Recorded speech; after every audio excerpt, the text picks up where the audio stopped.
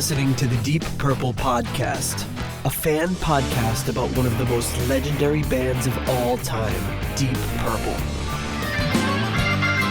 We take a look at the music, history, and people behind the band Deep Purple and beyond.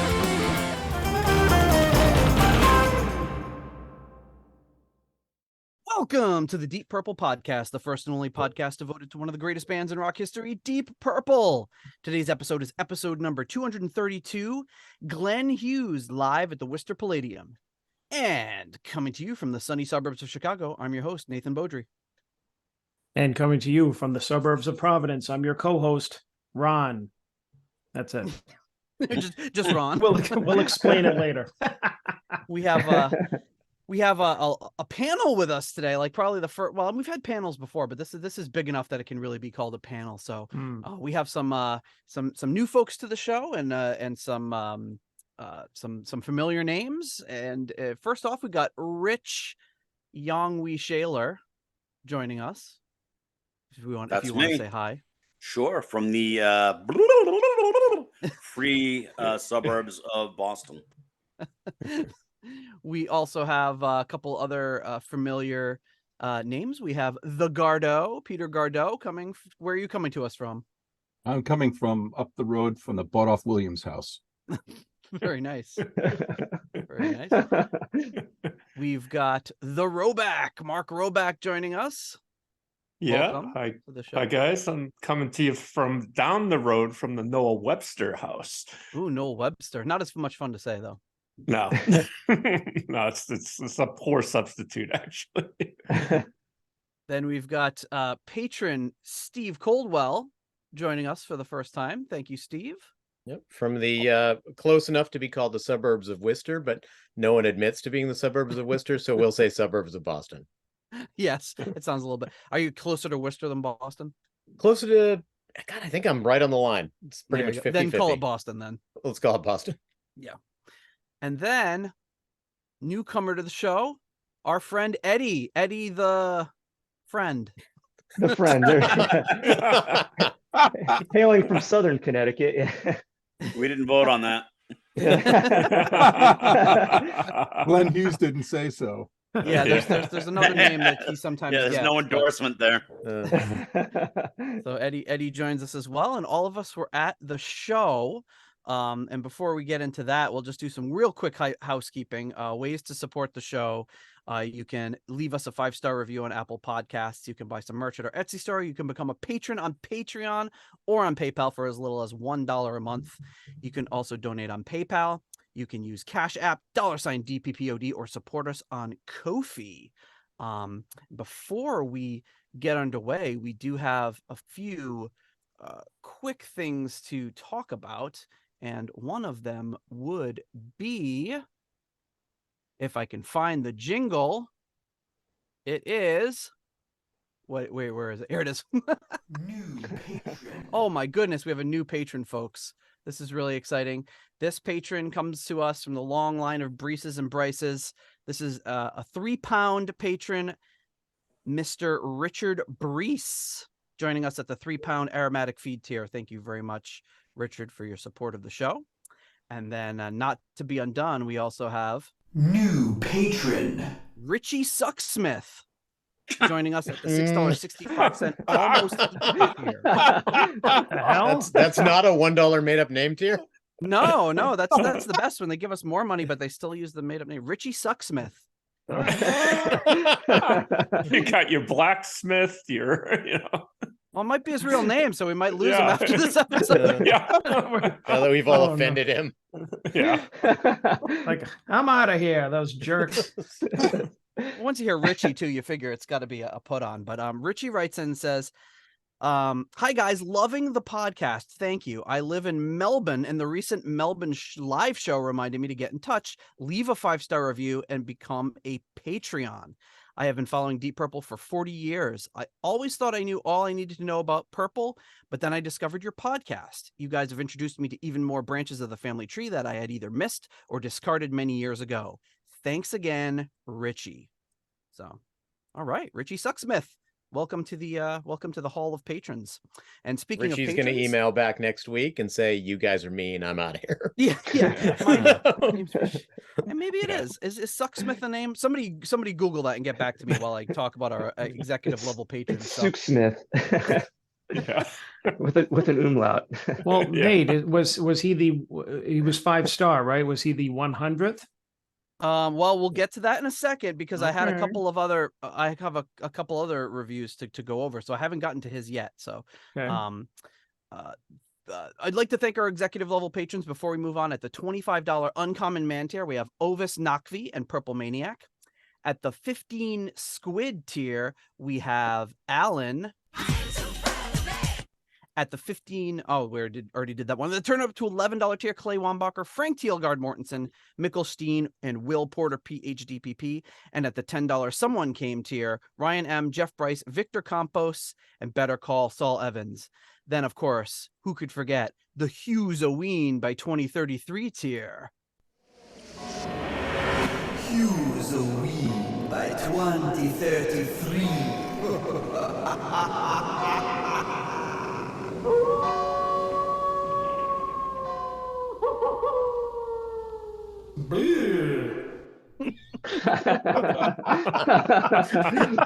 Mr. Fielding Fowler.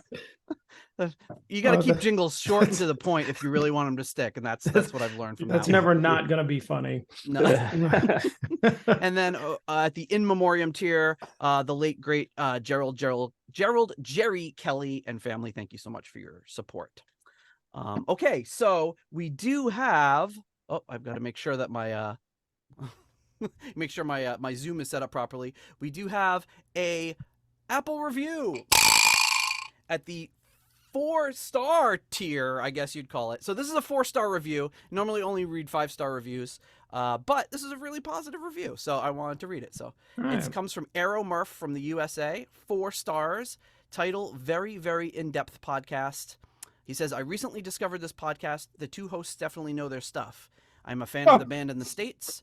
I was surprised to find out the hosts are in America as well. I was expecting them to be from another country, considering Deep Purple is much more popular than in the United States. My favorite episodes are the deep dives into the albums. So thank you, Aero Murph. Oh, wait a minute. I want to talk about why Gardeau just guffawed right now when he read that we were knowledgeable, and he went, Same reason my eyebrow went.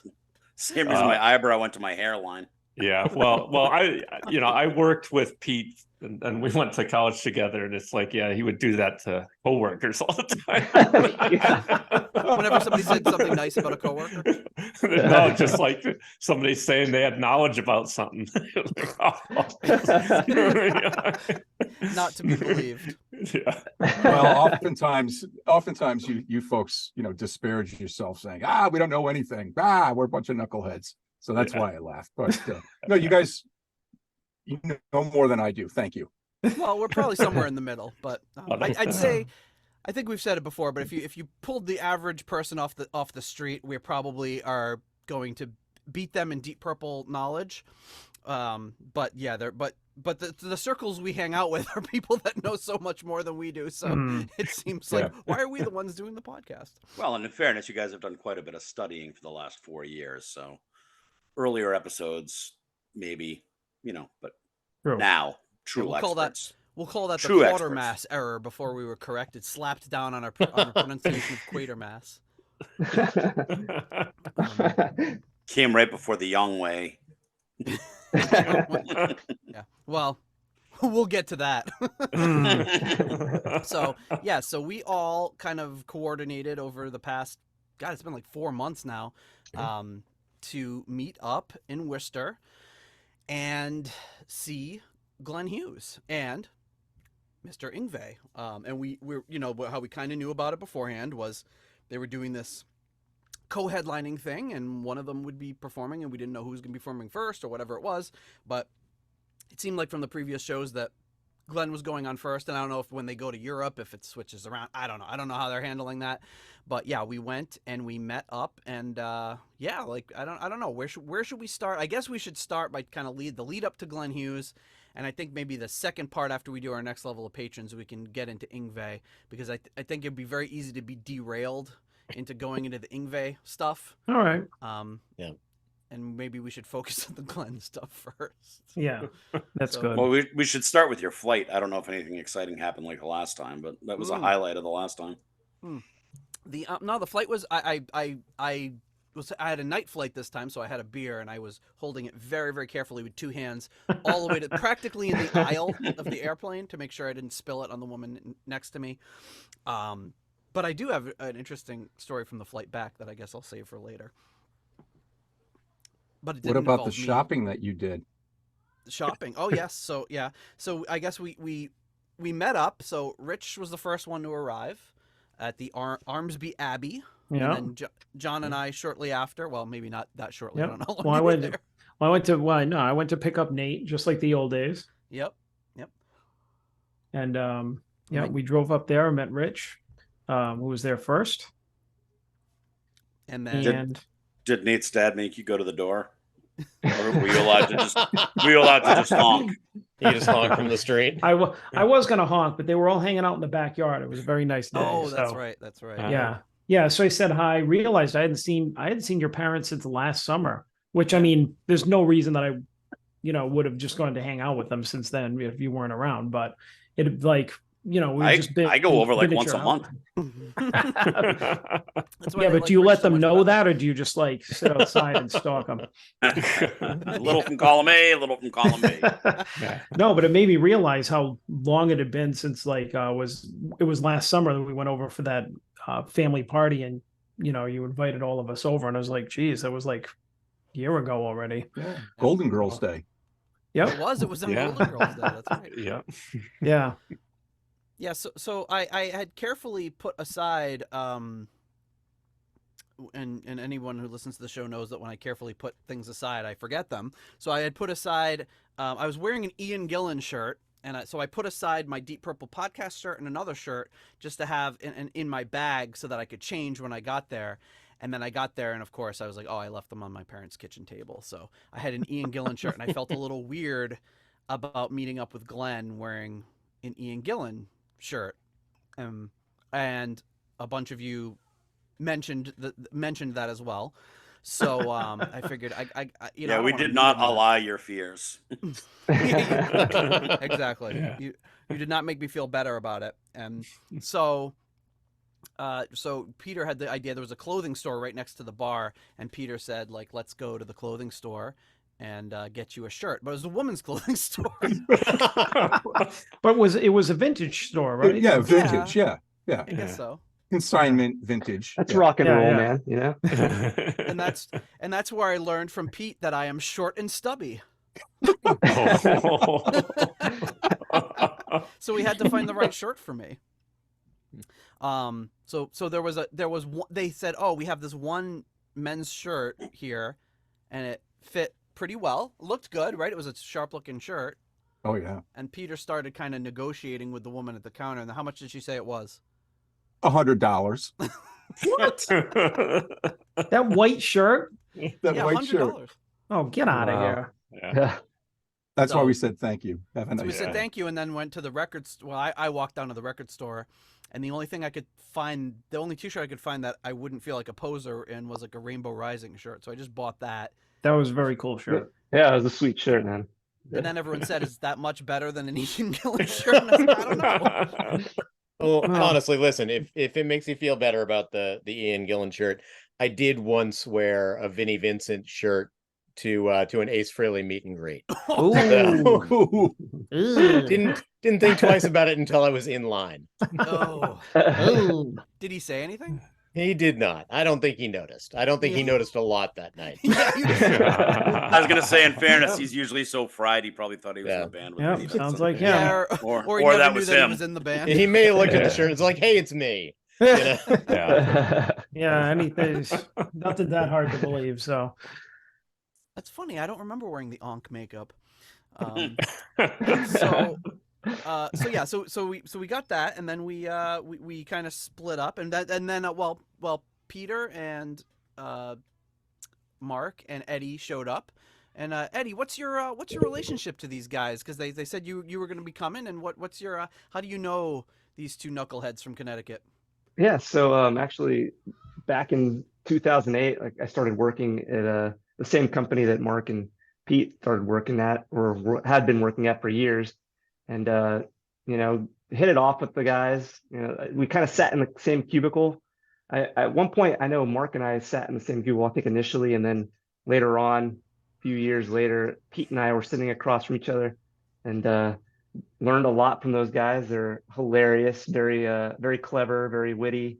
I have quite a few stories, maybe for another time to share with you guys, but that's how we hit it off, And Pete actually, like maybe about a week ago, he was like, "Hey, I scored another ticket, or I have another ticket. You want to come to the show?" And I was like, "Yeah, that'd be pretty awesome." It's been a while since I've been able to actually go to any shows, uh, being a recent U dad, and it was great to catch up with the guys and see Glenn Hughes play. I was like mind blown, to be honest. I was just like, wow.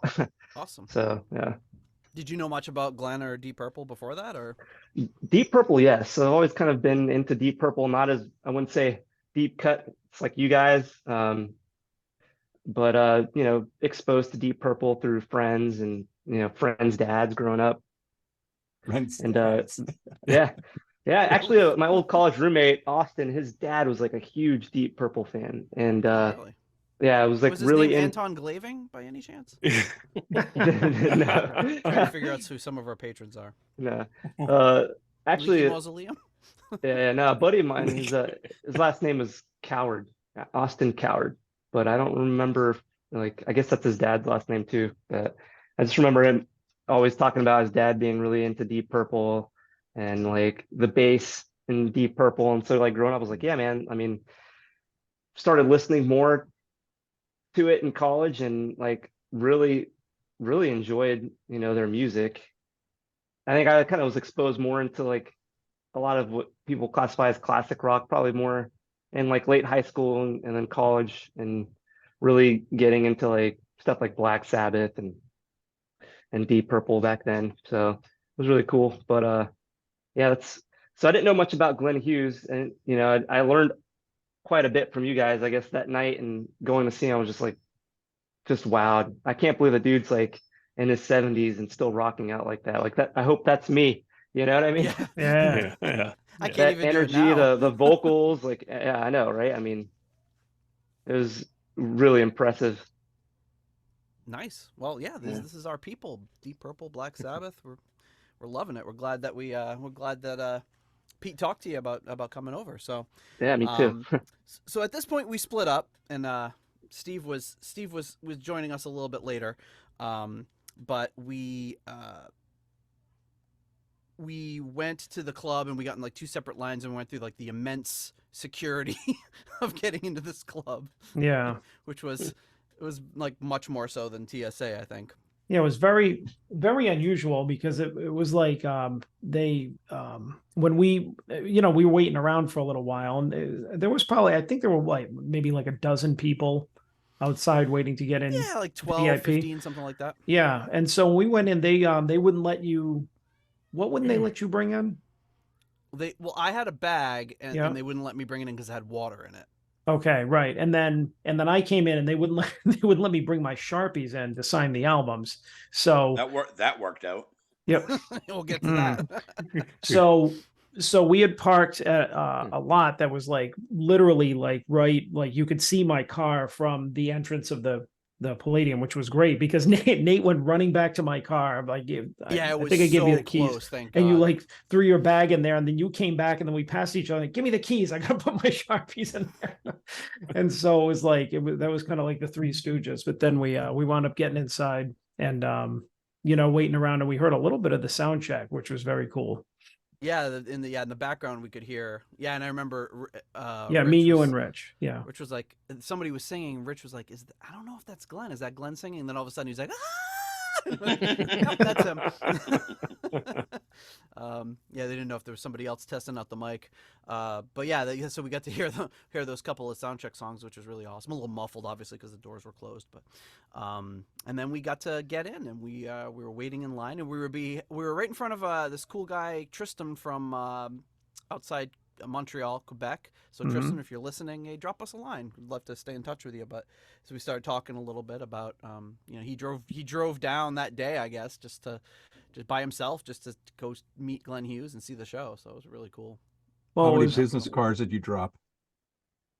a lot. Business cards? Well, yeah. Rich was handing them all out. So he was Like he the was, he was mayor. our marketing guy. Me and John are all like shy, and Rich is like Deep Purple podcast, and handing them out to everybody. And then there was a lot in the bathroom. When I went to the bathroom, they were like on the floor, all over the toilet paper dispenser. That was me. Yeah. I went in there and I was just like a blackjack dealer. I'm like, Yeah. see ya. And Yeah, run. I went into the bathroom. Well, that was at the bar. I went in and they were all over the place, but it was like for just a half a split second, I was like, "Wow, isn't that a coincidence?" This Deep Purple podcast stuff all over the bathroom. Where'd they get those piles? Yeah, You could have slid just one under the ladies' room door. There you go. Yeah. That'll Or I cover could have it. just walked right in. There was no line. Hey, there you go. Or you could have just gone out to the one lady and handed it to her. That's true. I would say I'd say this show had a higher percentage of female audience members than like Deep Purple proper did when we went to go see them. And part of that too, I'm gonna say might be I go to a lot of shows at the Palladium, and Worcester actually does tend to pull a significant female audience, much more so than if you go to see any of the hard rock or metal bands in Boston. Really? Interesting. That is. Yeah, I just think your judgment was off. There was a lot of long hair and skinny dudes. Could have been that too. Yeah.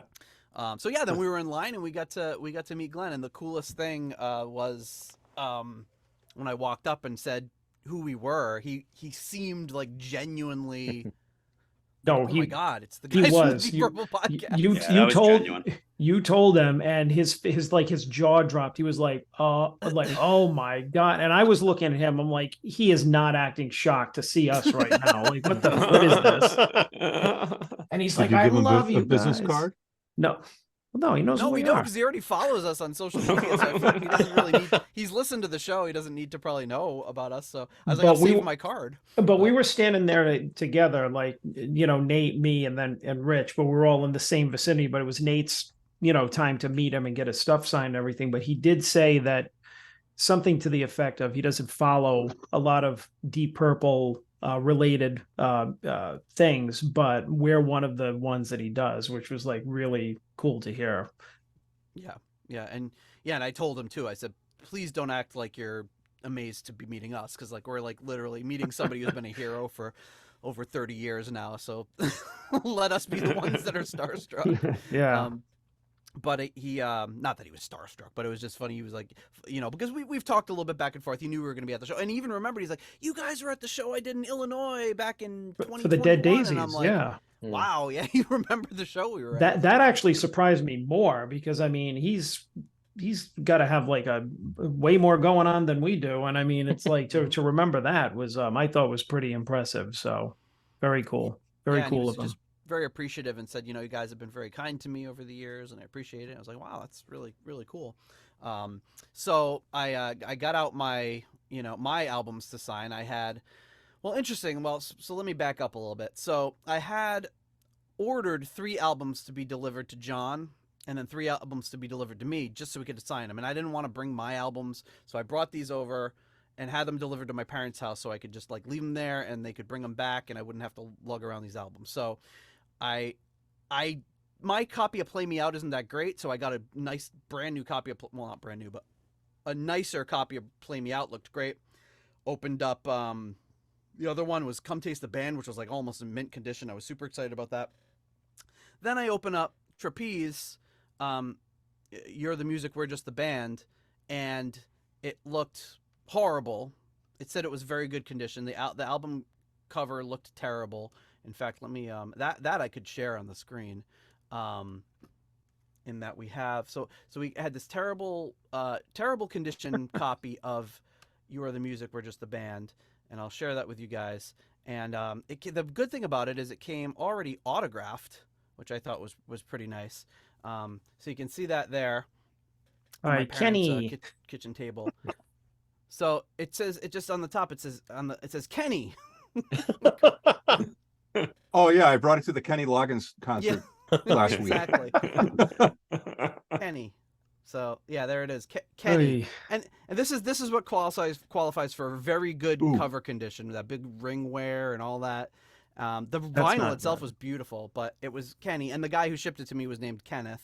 So I think this was his copy, and that's how he. Well, and he was in the crowd. He just signed above his head. Yeah, maybe that was it. I was way in the back there. But that was a little disappointing. I was like, I don't want this. Even if the quality wasn't great, I would have had him sign it. But I was like, I don't want this album that's sort of signed by Glenn Hughes, because it's Kenny as well. So anyway, yeah, I didn't even bring that one. And instead, I did bring Play Me Out. So he gets out. So this goes back to what John was saying about bringing in Sharpies. They wouldn't let him bring in any Sharpies. So Glenn Hughes grabs a Sharpie, because this is Play Me Out. It's a black dark album cover. So he breaks out the gold marker. There's no ink in it. He's and he throws it aside. Grabs the silver one. There's no ink in it. And he throws it aside. So you can see up in the top left, those two ends where he tried to write my name are the two markers that didn't work. Meanwhile, in John's car, there were some pristine silver Sharpies ready to be And used. yeah, one gold, one silver that I was not allowed to bring in would have come in really handy at that point. But so he grabbed a black one, and he said, well, I'm going to do it Post Malone style. And he signed his own face. So it looks like he's got a facial tattoo, which I thought was pretty good. Yeah. Yeah, and then I got Come Taste the Band, and John also had a mishap with his albums, but he discovered it earlier than I did. Well, yeah, because I mean, I really wanted a trapeze, like my copy of You Are the Music is that I've had for a while is about as in actually worse condition than the one you just got. So I didn't want that one. So I really wanted Medusa. So got a copy of Medusa recently, which was like really good. I brought and then I wanted Burn, which came in just like yours did, stunk. So I'm like, I wouldn't even keep this in my collection, let alone bring it to him. So put those aside, and I had a copy of Come Taste the Band, which it's funny, like three of us brought that one, which was kind of funny, but that's the one I had for the longest time. And that one is like, really decent condition. And then a copy of the Butterfly Ball, which I picked up like, it was 4 or 5 months ago, something like that. And so, those are, and I was happy with that. I thought there was a good representation of like the 70s, like some of the highlights that I liked him on. So, I had him sign those. It would have been really cool if you had a copy of the Butterfly Ball that was signed by Roger Glover, Mickey Lee Sewell, and then you could get it signed by Glenn Hughes. Wouldn't that be awesome? I was wondering when that was good. I admire your restraint from waiting that long to bring that up. Because that's what Nate has, but he didn't want to bring it. He didn't want to make it that special. I don't like making things special. Well, anyways, when Nate, do you need a box for LPs? I have one in the room over here. Sure he does. Yeah. Just fill it to the top with postcards and send it to me. Oh, that was a dumb thing to say. Yeah, it was. Oh, well, get ready, Nate. Get ready for the onslaught. Pete's like, excuse me, I got to go pick up some postcard stamps. Be right back. Speaking of which, we got a picture of it too, of Pete mailing a postcard. Yeah. He did. I haven't received it yet, though. But he watched him mail it. Yes, of course. Yeah, the U.S. Postal Service. Pete brought a postcard to mail, which is he mailed it right in front of me, so I don't even know what the postcard was or what it said, but soon. Maybe you didn't get it because he forgot to put postage on it. Oh. Or that angry guy in Connecticut found it and had regular postage on it. He's like, "Oh, what are you doing?" So just to wrap up my experience before meeting him, he was just like, oh, he goes, so you're Nate and who are you? And I said, John. He goes, oh, Ron. And I was like, no, John. And it's like, and I have this problem all the time, even when I really enunciate my name, which is really difficult with the Jason. I said, John. He goes, okay, right, Ron. And I was like, oh my God, he's going to sign all my albums to Ron. I don't want to correct him. I don't want to correct him again. And so, then when Nate had wrapped up, he came over and he goes, "Oh, and this is John." And he's like, "Hey, John." I was like, "Oh, thank God." I was like, John, very Although I had started to get it in my head that I would be okay with this because it would be a funny story. You know, why are all your Glenn Hughes albums signed to Ron? And I'm like, well, yeah. But yeah, he was He really thought I nice. was Ron Jeremy. Oh, that would not be Ooh. All right, that killed the whole. Anyway, Yeah, The air got sucked out of the room. I don't think you're doing justice to the Ron thing because it was pretty consistent. Like he'd be talking and be like, "Yeah, man, you know, on the podcast too," and it was Nate and Ron and Rich, right? He got my name right every time. I get that all the time with me. Everyone, when people are like, "What's your name?" Nate. Oh, hi, Nick. Like people call me Nick 9 times out of 10, and I'm like, and I've studied it over the years. Like, what is it about the way I say Nate that sounds like Nick? Like it. I mean, I get it. It's 4 letters. It starts with the same letter. There's some similar sounds, but I don't know. I get that. Yeah, all the but time. your guys' names I think would be harder to mess up. Mine, I think, you know, to give him that, you know, over 50 years of music blaring in his ears and yeah, and we're in a loud club and all that. Yeah, everything else. I get my name. But anyways, he signed my albums. Really, really nice, very cool, you know, took pictures with us. Oh yeah. You know, which was don't forget Nate did feel rushed. Nate did the Secret Service move for you though. Right as the pen was coming down on your first autograph, Nate threw himself in front of it and was like, it's John. It's John. Yeah. Too bad that didn't happen for sure you got Pete's. it Thank you, Nate. For Pete's signage. Yeah. Found one. Well, do I there we put it? go. It's Magnus. Magnus. Yeah, Oh. I want it. It's all blurred. Oh boy. Oh well. We know. I can tell the label. Yeah, I have it blurred out because I want to make sure if we show their stuff that they're paying for a sponsorship. Good thinking. Yeah, I don't allow any free product placement.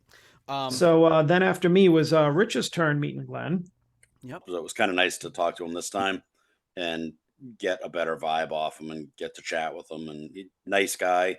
I passed along one of the guitar picks from my nephew that I've done a few times, and I think we talked about it when we went to Jersey. Mm-hmm. So he was very receptive to that. We got a nice picture, thanks Nate, of that, and my sister was very appreciative to see that and know that the picks got into somebody else's hands. And the best part of that was after I told him the story, he said, "Oh, can I have another one that I can pass along?" Which I thought was pretty nice. Oh wow! I don't think you told us that.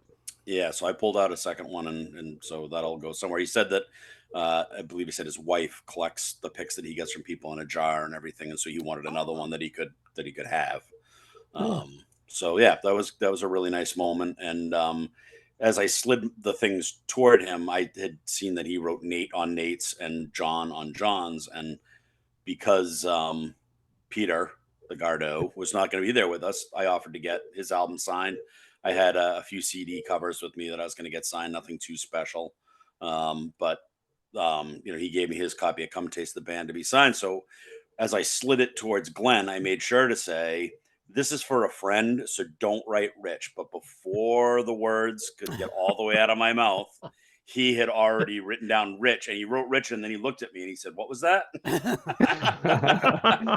I said, "A little too late. That's okay." I said, "Any chance you could add an apostrophe S and then, Rich's friend Peter?" And he's like, "Oh yeah, sure." And so that's what he did. I love it. So those of you watching on channel 18 there it is. Yeah. And then when we presented it to Peter, I do believe that he changed my name from Rich Youngwee Shaylor to Rich Douchebag. Or no, it might have just been douche. I just thought, "You douche." He'd had a few drinks at that point. So. I told my wife that story. She's like, "Oh, that's something you would do." I'm like, "No, it's something I've done." Yeah. I said it's something I've done, but I didn't do it to him. Yeah. But I knew that if anybody would like that, I knew that Gardeau would, and he got such a kick out of it when we showed him after the show. That was great.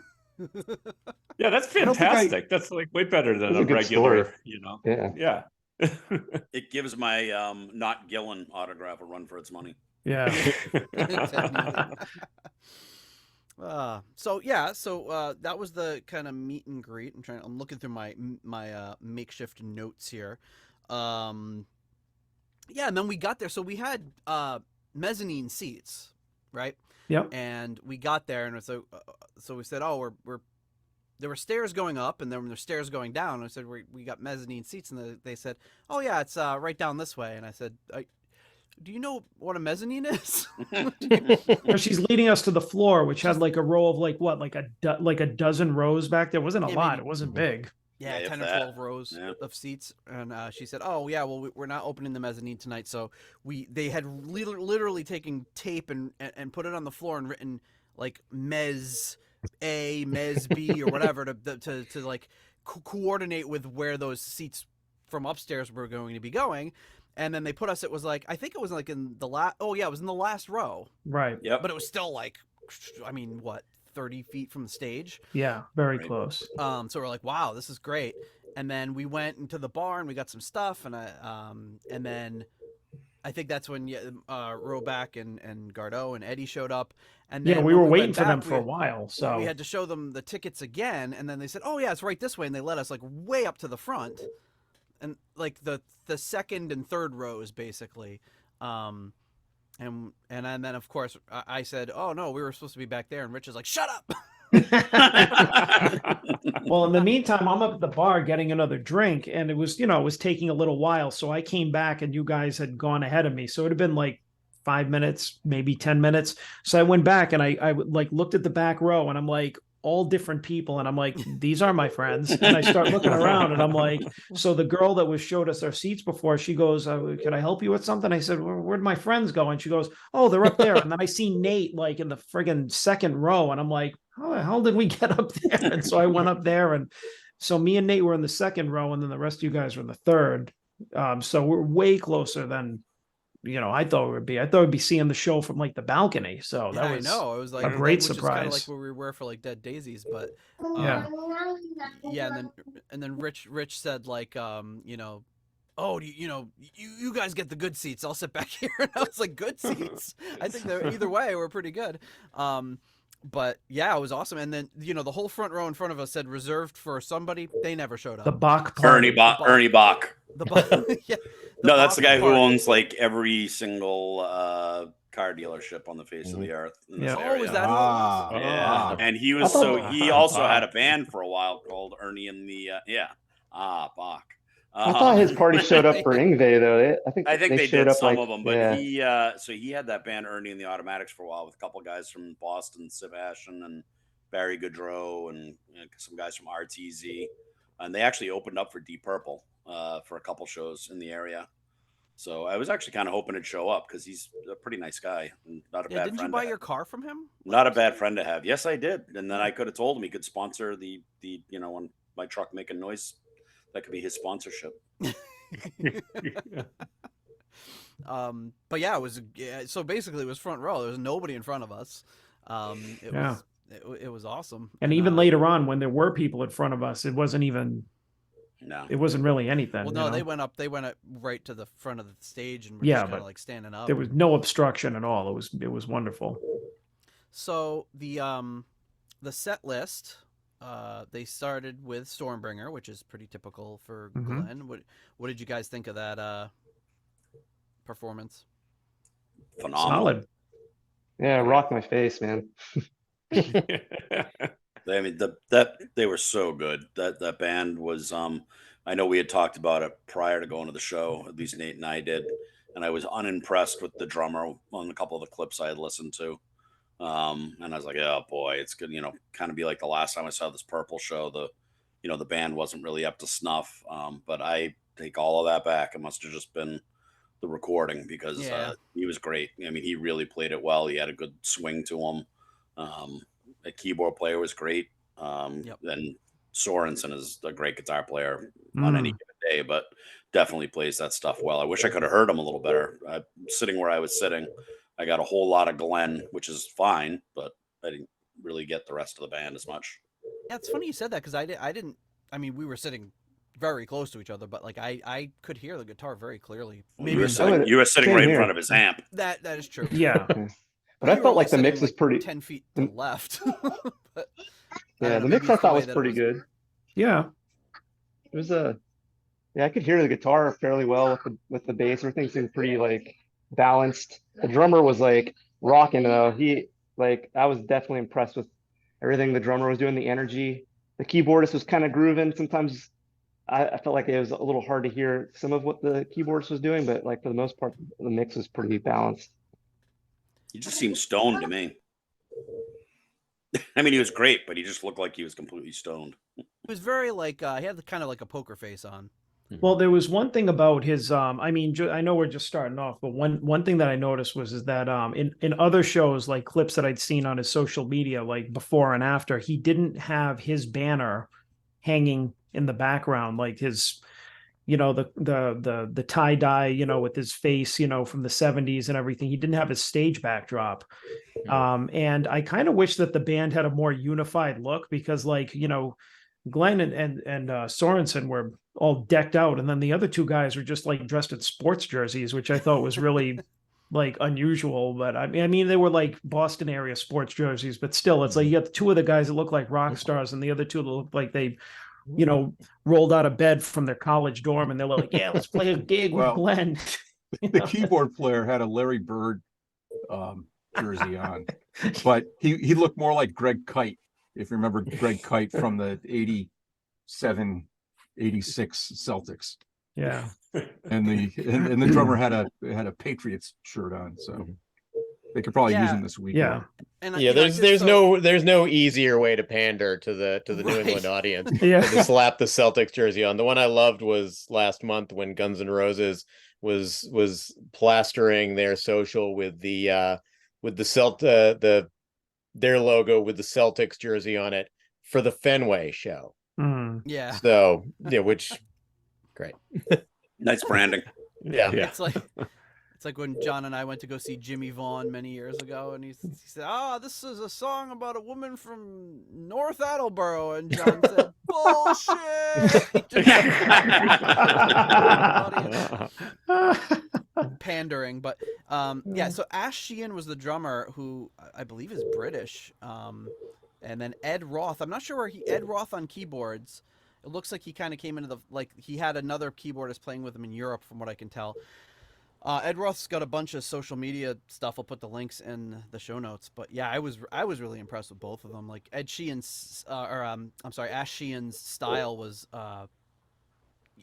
very, very limited set, which I really liked. Very minimalist. I think it was like a 4-piece, but really, really, really played it well and did some really cool stuff. And Ed Roth was, he didn't have the Hammond setup, but he had like a great organ sound, and he did a lot of stuff on the electric piano, which I thought worked really, really well. Yeah, just to touch on what John was saying about the banner, I think that's a direct result of Mr. Yngwie Malmsteen, because I also noticed that they weren't allowed to use whole sections of the lighting rig. The drummer was basically in darkness through the whole show. Oh, really? I don't know if you guys noticed that. Yeah, I mean, if you look at any of the video, he was basically in darkness for the whole show. They were just sort of using some of the front-facing lights on Glenn, but they were only using about probably a quarter of what they used when Yngwie came out. And none of the effects. I'm sure that was his doing. Of nope, I have my banner, or my Marshall stack set up, and we use the lighting. You can use this portion of the stage. His usual shenanigans. Yeah. Anyway, it sounds believable, but it also sounds like. So maybe this is a time to bring this up too. There was a discussion on the Discord whether were they actually swapping in terms of opening versus closing act, or was it always Yngwie closing from people that have gone anyway that we know? As far as I can tell from all the people I've seen that's seen various shows, it seems like Glenn has been opening, and in some cases there was an opening band and then Glenn and then Yngwie, but it seems like at least in the States, like maybe for the European portion it was different, it was more alternating, but it seems like it was mostly Glenn having kind of a shorter, I say shorter, it was still about an hour and a half, but like an 8-song set. Yeah. Okay. Yeah, it's all I've heard. Anything I've checked, that's what it was.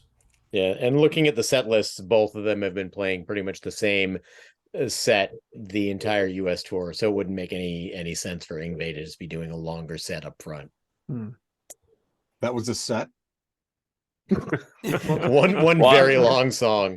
So I actually took We'll a get picture to it, of we'll his get set. to it. I took a picture of that set list compared to Glenn's. Glenn's fit on about half a page, and then Yngwie's is like 3 sheets of paper, like with The difference being you could point tell, one yeah. spacing. Yeah. But you could tell one song from another with Glenn at least. Yeah. Yes.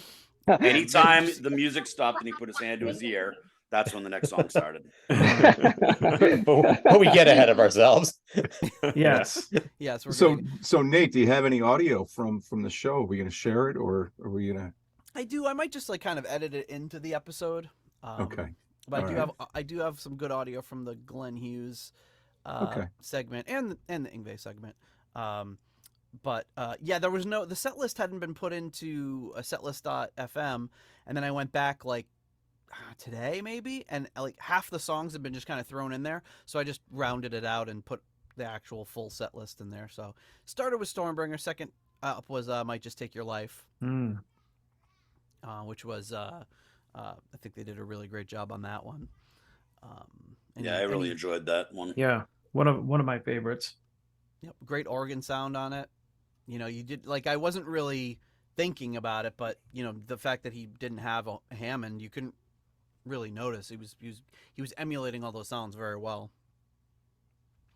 Then went with Sail Away, really good version of Sail Away, I thought. Yeah. Yeah. Guitar was really heavy on that one. Yeah, Like- sorry, he did a nice job on that solo too. Yeah. Yep. Then Mistreated, which didn't like he does a long version of Mistreated, but yeah, I know you guys had talked about, or John in particular talked about being worried about Mistreated. But what did you think of the song? Well, I thought it was good because, and this time because I remember the last time I saw him, which was 5 years ago, was when they did it. He like whoever the guitar player was, he cut it off. He was just like ba-da, you know, and it's like, no, you gotta extend it, you know. So you don't have to play it like Ritchie, but I mean, play it right, you know. And this guy, like he wailed on it. He did like the trem picking at the beginning, you know, like you know, similar to what Ritchie would do, and he like really let those notes ring out when he was like playing it, which is how I think it should be played. So I mean, I think that this version was really, really good, because I was telling you before, like, oh, I'm not looking forward to this because I thought that maybe they'd be taking some liberties with it,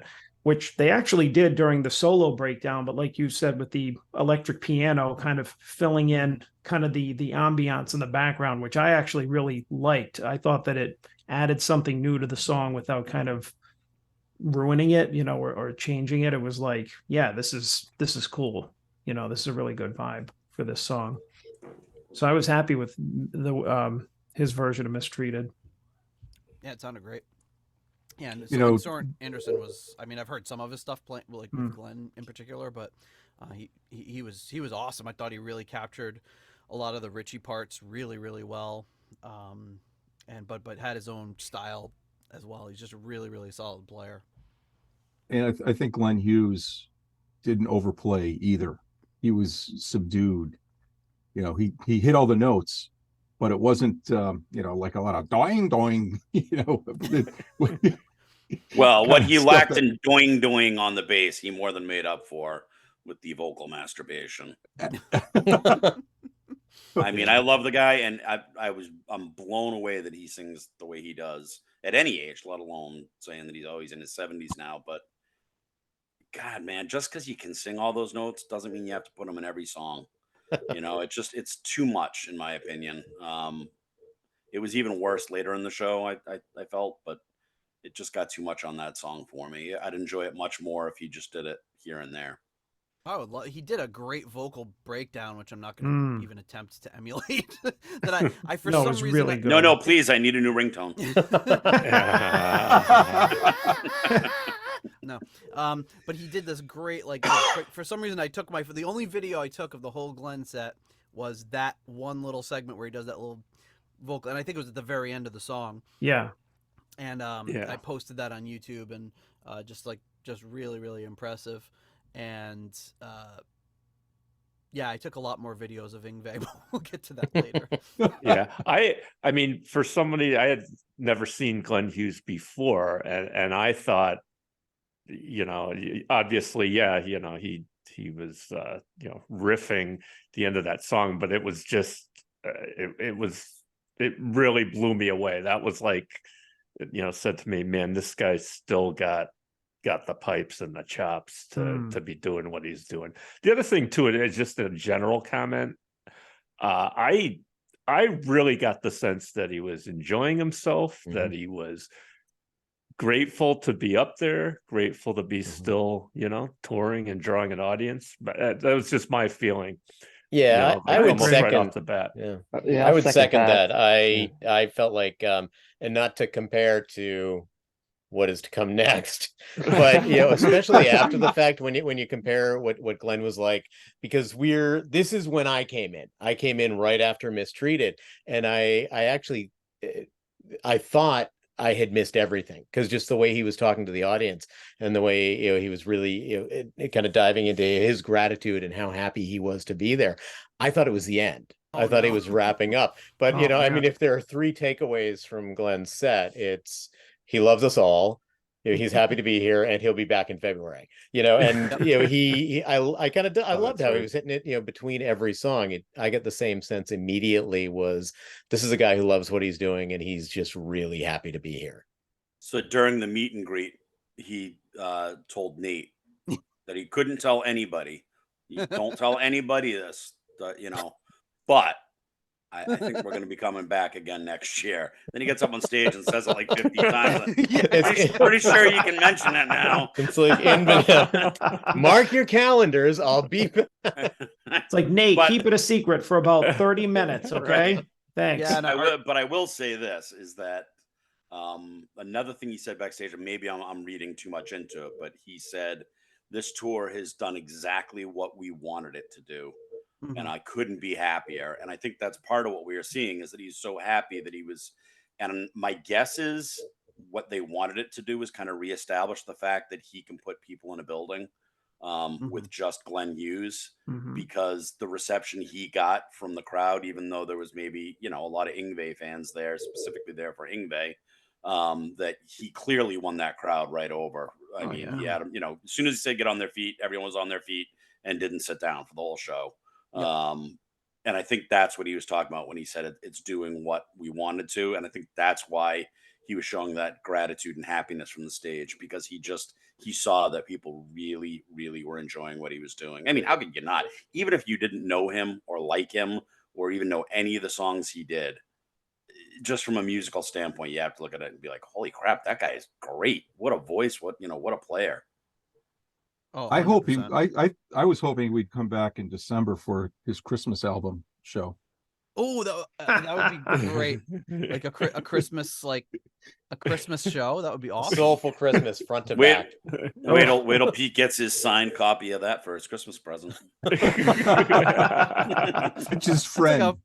No, that one we got Nate, John, and Rich's friend.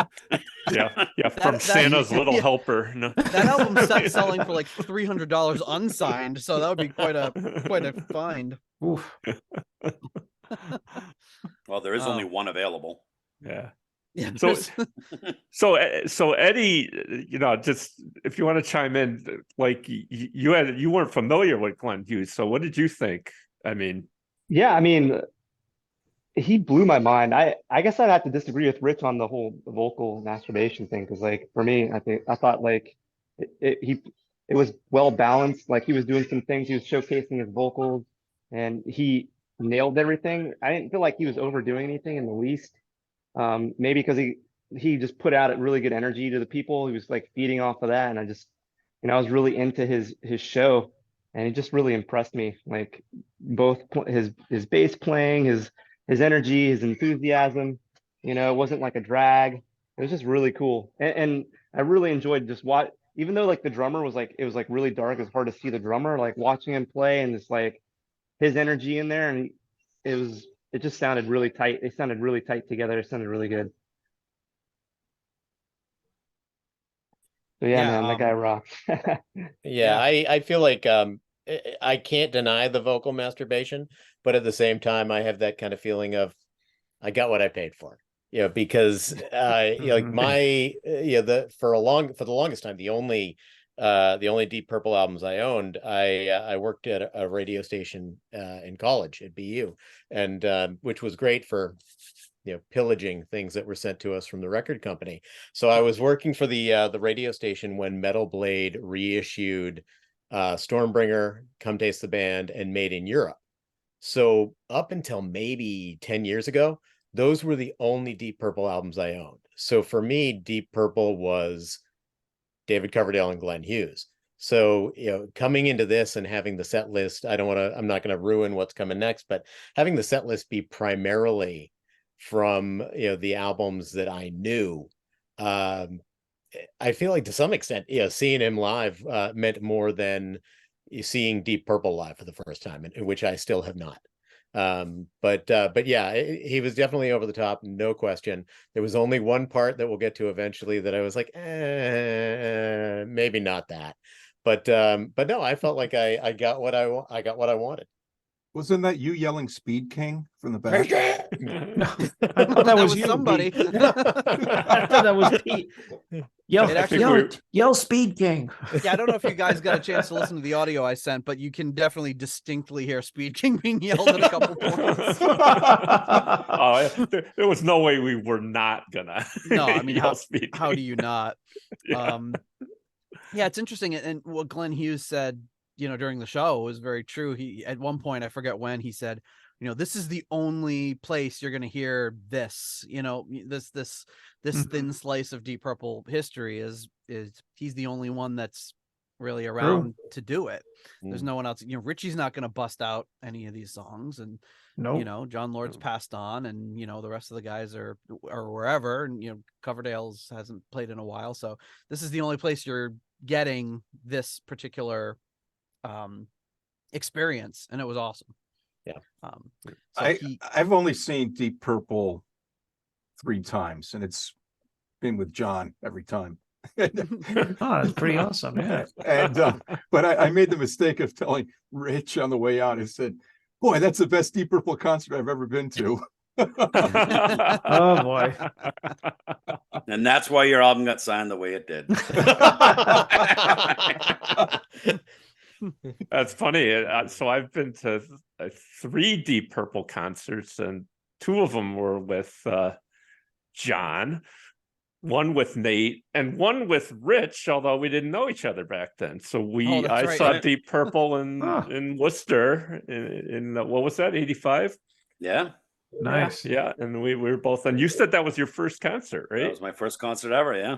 Yeah. So little homecoming. I don't think I had been in Worcester since then, to be honest. I applied to Worcester Polytech when I was applying for college, and I got in, but I couldn't afford it. So that's funny, because the show at the Foxwoods show that you guys were at too, but you just didn't know him yet. Yeah. So, Rich was at that one too. Yeah. And we went to the Jersey show together. So we've been forgot about that too. Yeah. Oh yeah, that's right. Yeah. Actually, if you've ever been to a Deep Purple concert almost within anywhere in New England in the last 30 years, you were at it with me. I was there. Wow, I think I'm somewhere around 80 or 90 Deep Purple concerts at this point. Nice. Wow. So after this, he goes into Getting Tighter, and he kind of had a long, talk about Tommy Bolin beforehand, and I forgot exactly how he worded it, but just trying to keep his spirit alive and all that sort of stuff. And then they went right into Getting Tighter. What'd you guys think of that one? I thought, didn't he talk about Tommy before You Keep on Moving? I thought it was Getting Tighter. It was because he said it's the only one they wrote together. Oh yeah, it's the only one that him and Tommy wrote together. Yeah, before You Keep on Moving, he talked about him and Coverdale wrote that together, because I know they wrote it for Burn and Ritchie he no like. So they saved it until he was out of the band. Well, that's one thing that Glenn did say. He says, "This is the song I've done at every show since I've been performing." I believe he said that. Yeah. which I don't know if he meant like just the Glenn Hughes shows or whatever, because I know they didn't play it at the Dead Daisies show. Yeah. But, Yeah, I think he means any of his solo shows. Yeah, His- Yeah. yeah.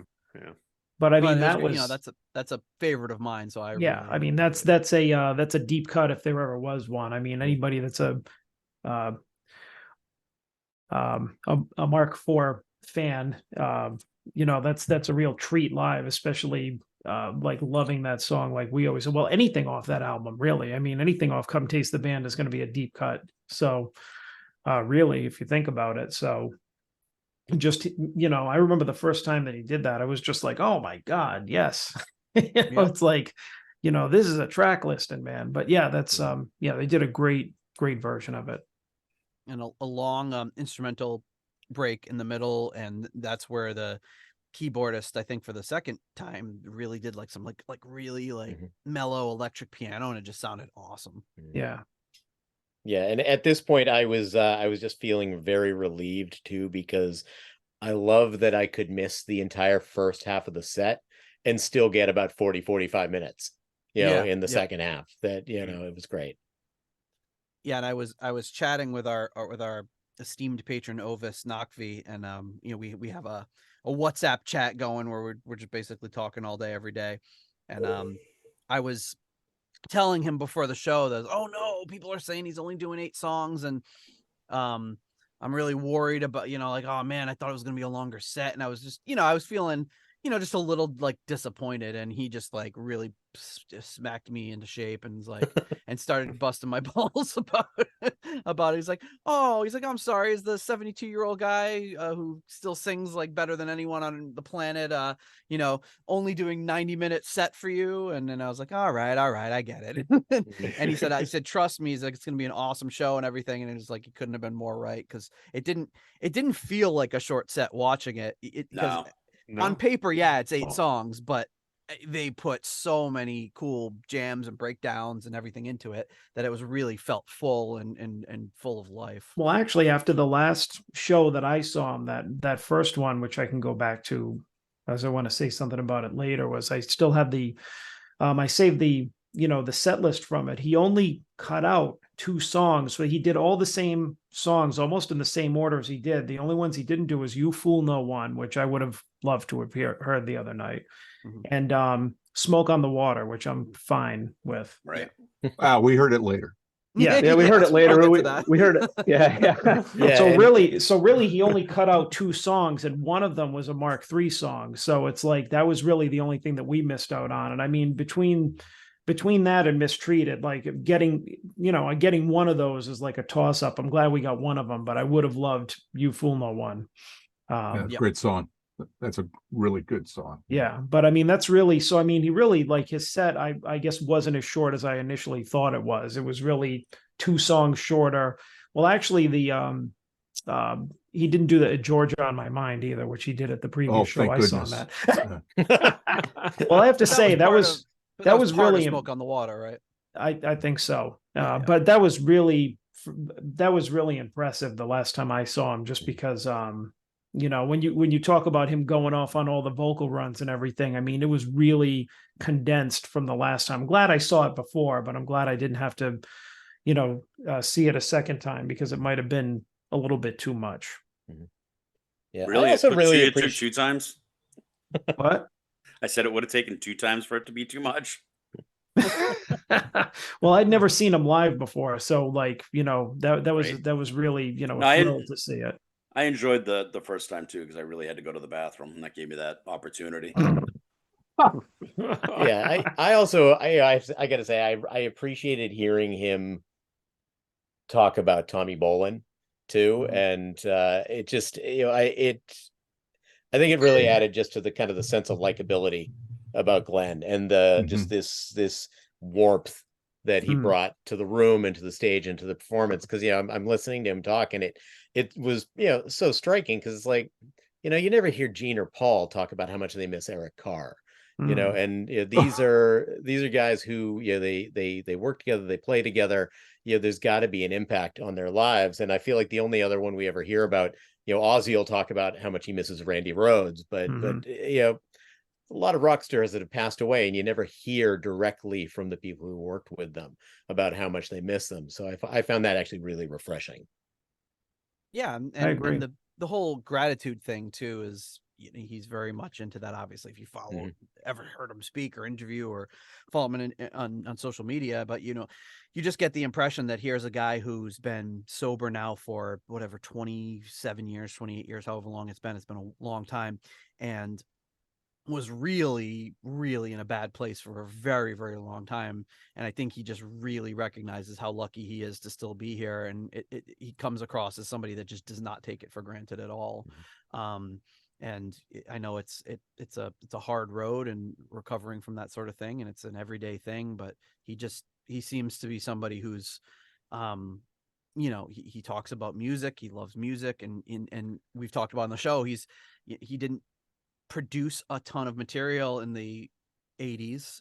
He did some great stuff, but you know, he's somebody who's been making up for lost time now for 30 years and doing a great job of it. So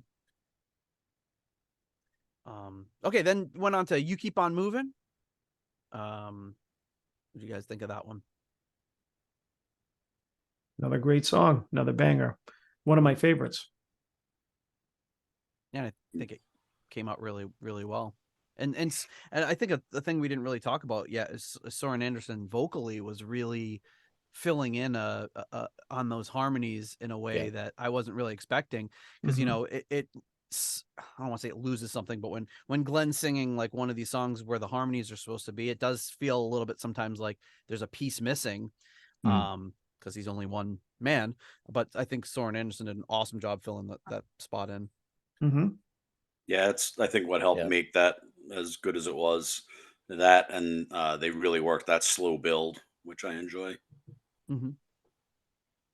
Then I guess it was almost kind of like a mini encore, but I don't think did they leave the stage after that, or for like the 30-second. Yeah. Okay. Yeah, that's when Michael McDonald came up. Yeah. Well, it was interesting because the roadie or whatever, they came out and was unplugging the Glenn's stuff. Yeah. You know, and I was like, oh, what's going on with this? Is there no encore or what have you? And then later I thought, oh, they got to make sure they're starting to get rid of the stuff before Yngwie comes on. Yeah, he was starting to wrap cables, and I thought that was going to be it. He was doing it really fast. Yeah, I was like, yeah, Yngwie does not like to wait to get on stage. So let's do it. The guys Get to off my stage. The guys to my left were losing their minds. They're like, no burn, no burn. Like, come on, man. Have you ever been to a show before? Oh man. Speed King. But then it was so Rich pointed out it was Jimmy, Glenn's manager, who got on bass at that point, and then they did Highway Star. And then what did you guys think, particularly of the opening of Highway Star? Oh man. I mean, we had our thoughts about that, which we can, you know, I'd say the one thing that I think we all talked about that we agreed that we liked was like that the opening, like vocal, going into the first verse, like he hit a high note that I don't even know that Gillan hit, like in like live, like in his prime. Like he was just, I mean, it was like sounded just like the record. Yeah, it was unbelievable. I mean, it almost sounded like they played a sample. I mean, I was duly impressed, because sometimes when he does those high screams, it has a different sound to it, like a different timbre to it than when Gillan does something like that or has done something like that. But that time it was just spot on. Unfortunately, that was the highlight for me, because then it drastically went downhill after that for me. I thought it was way too slow. It just dragged for me. I mean, the solos were fine, they were good, and the performances were all good, but yeah, it was just good. The fact that it was so slow just bummed me out. Did they do Highway? Did they do Highway Star at the California Jam? Was that one of the songs that they did? I think so. Yeah, they did. Well, wait, no, did they? Or did they do just Smoke on the Water? I honestly don't know. Yeah, well, I know that they did like. I don't think they missed any opportunity to say big fat, you know. Yeah. You know, so if you want to consider Highway Star for him to be a cover, the best cover I've ever heard of Highway Star was Chicken Foot. And the one we did. Very good. No, they didn't do it at the California Jam. They did Smoke on the Water and Space Trucking. Okay. Okay. Okay. But I that mean, chicken foot version is, you Yeah. know, is great because Joe Satriani, you know, does it. But I was comparing the two of them, and the Michael Anthony. I know I'm talking about chicken foot now, but the Michael Anthony harmonies on that are fantastic. You know, it kind of reminded me of like a Coverdale Hughes type of thing with of course Van Halen, Van Hagar, whatever. So Van Satriani. Yeah, he actually does do Hughes does do a version of it on that Remachined. I think that was the name of the album. Yep. It was like a covers album, and he did it. It was him, Bonamassa. No, that was Lazy. I forget. It was no Steve I. Or was it Satriani? No, it was Satriani. I think it was him, Satriani. But it's also Chickenfoot's on that one. Chickenfoot's on that one with they're Hagar. both. So they I think they. But then Hughes is on it too with maybe Chad Smith and who's the guitar player slipped in my mind, and the keyboard player. Yeah, that was excellent. Yeah. Anyway. I agree with Rich on the kind of downhill trajectory. I mean, the beginning of it, that it's like Glenn Hughes's Troy McClure moment from Simpsons. It's the role I was born to play. You know, that build is him to a T. But after that, I had alluded to the point that there was the vocal histrionics. There was one point that just didn't do it for me. I didn't love singing along with the guitar solo. Yeah. Well, I mean, that's why I prefer that he wouldn't do any Mark II stuff anyways. I mean, it's just like, you know, we're there to see you do, you know, Marks 3 and 4. So just stick to those. Yeah. Like, he doesn't need to do Highway Star, Smoke on the Water, any of that stuff. Yeah. I didn't think it was so bad. I was kind of sitting there listening, and it's like, okay, you know, this is a song I recognize, and they're kind of doing it. Yeah. You know, the way they're doing it with the band. Like that Michael McDonald was there. That's what you like. Yeah. I mean, it's like, I would just say, like, we could probably agree. It was fine, you know? Yeah. So those people that are doing those AI covers of songs where they redo the vocals by somebody needs to make Highway Star sung by Michael McDonald. Whoa.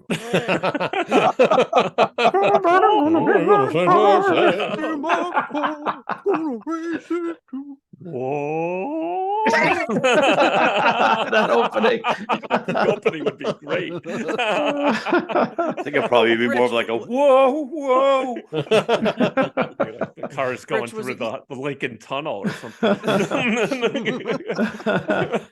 I remember when we went to Florida, Rich, I can't remember if it was you or if it was Roger or both of you, or you told us after. I don't remember the timeline, but you had mentioned, or someone had brought, maybe it was Glenn that was talking about it, that like when they play these special venues and casinos because of comp tickets and blah, blah, blah, blah, blah, there's like certain songs and things in the contract that they have to play and all this, because if somebody's coming to see a Deep Purple show and they don't play Smoke on the Water, the people that get the comp tickets are going to be upset and blah, blah, blah, all that sort of stuff. So I wonder if there's some element there of the Deep Purple name where, I don't know that it's like a contractual thing, but it's like, well, I have to play at least like either Smoke on the Water or Highway Star or something, because there's going to be somebody in the audience that, you know, people that are going to be like, I can't believe I saw something labeled as Deep Purple that didn't play X, Y, or Z.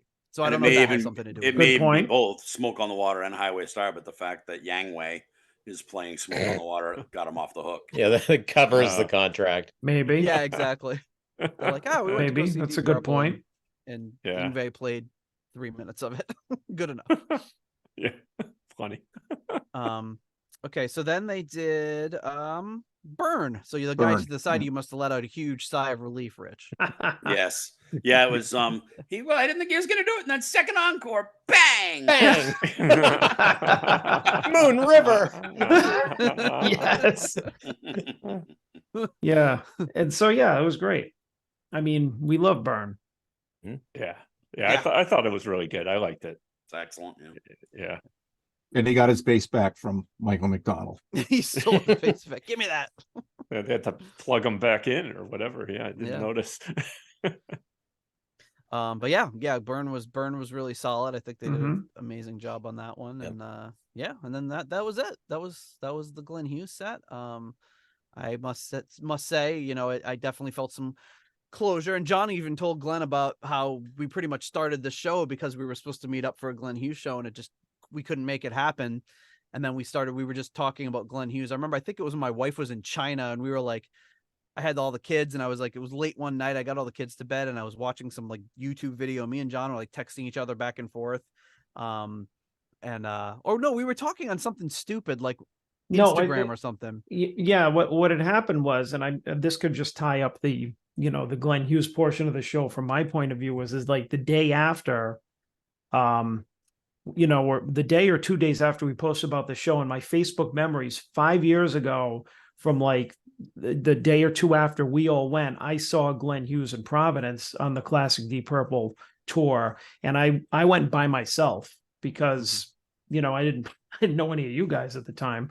And I mean, I was barely talking to Nate. I would talk to Nate on and off, and we weren't texting. It was through Instagram, because we followed each other. And I was just like, you know, when I saw that, you know, I could see Mark 3 and 4 songs like live played by Glenn Hughes, I'm like, I'm going. So I just thought it was great. And of course, it made me think of you right away. And so I was like sending you, you know, videos and stuff like that. And then, since we didn't start the show until like, what was it, the next April, so we must have been going back and forth for a little bit. And you know, I had seen that he was coming to like somewhere like a small club in New York or something. I mean, I had never been, but I thought that would be a really cool thing to do, and to the meet and greet and everything. So I remember reaching out to you, and I didn't, you know, I mean, I knew that you were married, had the kids and everything. No idea like what your situation was, and like how easy or difficult it would be for you to get away. I'm like, we should meet up. This should be like the best time to like meet up, the first time in like years, see each other, see Hughesy, New York. And you're just like, you couldn't do it. Yeah, I was like, I wanted to, but it was like, I think it was like literally on my daughter's like 4th birthday or something. You know what? I think so. Or 3rd birthday. So I was like, well, not the best timing. Yeah. And so, you know, and of course I didn't go into all this backstory, but the condensed version of what I said to Glenn is that me seeing him 5 years ago in Providence is what sparked me and Nate to actually start talking more again. And then you coming up with the idea of the show. So really seeing his show kind of like pushed us into doing our show. And then now 5 years later, you know, I went with all you guys, and, you know, had a great time. And as like Gardeau kept saying, like, one of my favorite things, you just kept looking around going, this is like a family reunion. This is like a family reunion. Yeah. You're like so excited and so happy to have all of us together. And that's really how I feel about when we all get together. So without all the nonsense. So John, you did you ever see the Purple tour? Didn't you see David Coverdale with the Purple tour? No, I mean, I was really happy that he released that album, you know, like him and Hughes really carrying the torch for that era of the band, but I never saw that never tour. Saw that. No, yeah. I did. And how would you compare and contrast the two of them? There's no comparison. Hughes just absolutely blows it away, and that's taking Coverdale's vocal issues out of it.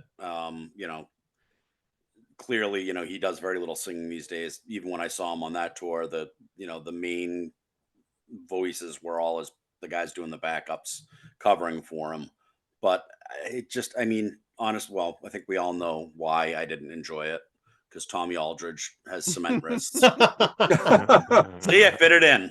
Old cement wrists. Oh God, his playing is just so, it's not bad, because clearly he can play drums, but it lacks the swing and the feel that makes Deep Purple to me. And so I mean, I don't know how else to say it other than, but even like the guy that was playing for Glenn the other night, you know, I mean, clearly he doesn't have the clout that a Tommy Aldridge does, but I'd take him any day of the week playing that stuff, because he captured more of the feel and the soul of that playing.